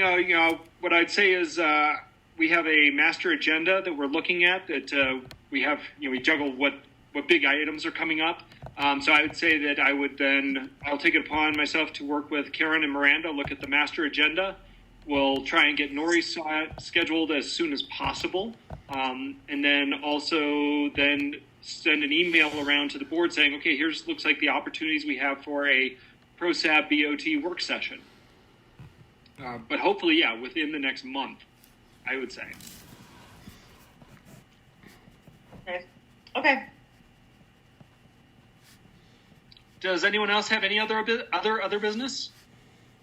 Because I have one item I'd like to bring up. In past boards, when we seat a new board, it isn't, of course, in the time of pandemic. But one of the first things a new board does is sit down just with the board to discuss what our goals are for the next 2 years. The last two boards, we've done that as sort of almost a retreat or work session for the Board of Trustees to determine where we want to be focusing our efforts in the coming years. I would like to see if the board is interested in trying to do that, I guess, virtually. It's something we usually do in May after the election to define where we want to focus our attentions. In the past few years, it's been infrastructure, economic growth or economic development, and affordable housing. For the last two boards, that was maintained as the three main goals. But this board has an opportunity to either endorse those or go in a totally different direction, depending on how we feel we want or what we feel we want to be working on. So I'd be curious if the Board of Trustees is interested in trying to hold some kind of virtual goal retreat, as we've done in the past, but, separated. Sure. This is Trustee Taylor. Yeah. I would, having done this kind of thing before, even with fairly fancy software that helped us do that, that I do not suspect that a virtual meeting of that sort would be as useful as we would like it to be. I would advocate instead either delaying it or planning within the constraints of the Boulder County restrictions an in-person meeting where we maintain social distance and wear masks and follow those rules. I think in-person is very important for this sort of thing. I'm going to want to second that with Julia, and I understand with Board of Trustees meetings, it's very difficult because we will not be able to keep it under 10 when we have town staff who needs to attend, Karen, Miranda, Jennifer, Chris P. But on the goal level, I'm curious if we could do a virtual thing to allow others to listen in onto us. But I would agree with Julian that type of thing may be very, very difficult to do over WebEx, and certain members may feel very disenfranchised by the outcomes. And I think that when we come to that level of we're looking at the next 2 years of our goal as a board, either postponing it and starting to brainstorm with one another by shooting emails to one another, having Miranda or Karen maybe compile that and then blind email everyone so that we're applying by sunshine laws. But I'm personally not too for having a goal meeting virtually. I don't think it would be a very effective use of time, nor do I feel that we would all be able to really express ourselves in the way we potentially need to. I'm going to third what Trustee Baumhover and Trustee Taylor just said, and also that I agree with Trustee Baumhover that maybe trying to do something asynchronously, kind of develop some ideas individually, and then maybe in groups of two, sort of, and then to bring that all together through town staff. And then when we can have this meeting together, maybe one day in a year or two, we can do that and not be starting just from square one, that we can kind of also be able to reflect on what we thought we wanted to do coming into this as we're seated now. So I also feel like it would be torturous to try to do this over WebEx.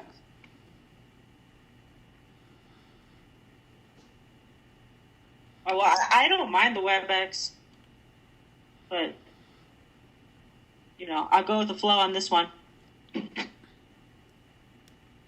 That's one thing. I'm also fine with the WebEx, but I think it would be a really good idea to have us send our ideas to Miranda or town staff and have that compiled and then sent back out so we all can kind of see where we're going to come from and what we want to discuss. I think that's a really good idea, but I'm fine with if we delay it to do it in person or if we try to do it through WebEx, but maybe sooner the better if we try to do the collection of our overall goals.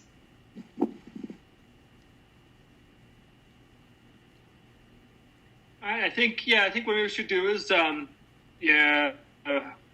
soon we'll send out some kind of a kickoff email to start gathering ideas in that asynchronous manner through town staff to collate with the hopeful goal of sometime, maybe a month from now, where we're getting a little further past the current social distancing requirements, and then a little nicer weather, and then maybe then we can have a kind of retreat where the 7 of us meet at Chipeta Park, stay 10 feet away from each of us, and sitting in a big circle, and we can actually have a conversation together. Because I agree with what several people have said, that the WebEx tends towards stilted conversations, and it doesn't really allow that back and forth discussion that's been so helpful in the past with trying to set board goals and really bring us together as a single entity, as opposed to 7 people staring at screens.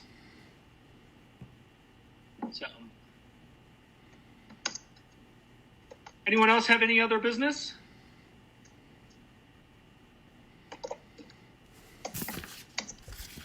I'm not hearing any. So I'll be looking for a motion to adjourn. Trustee Taylor, motion to adjourn. We have a motion. I second it. Tanya got the second in. Miranda. Mayor Larson. Yes. Trustee Taylor. Yes. Trustee Apt. Trustee Apt. I'll come back. Trustee Danforth. Yes. Mayor Pro Tem Baumhover. Get back in and vote yes. Trustee Corvalon. Yeah. Trustee Coombs Ismail. Oh, yes. Trustee Apt. That's a yes. Trustee Apt. Okay. Is he even there? Yes. Okay. I think that's a majority voting for adjournment. Meeting adjourned. Thank you, everybody. Thank you. Thanks, folks. Thank you. Good night, everyone. Good night. Good night. Good night.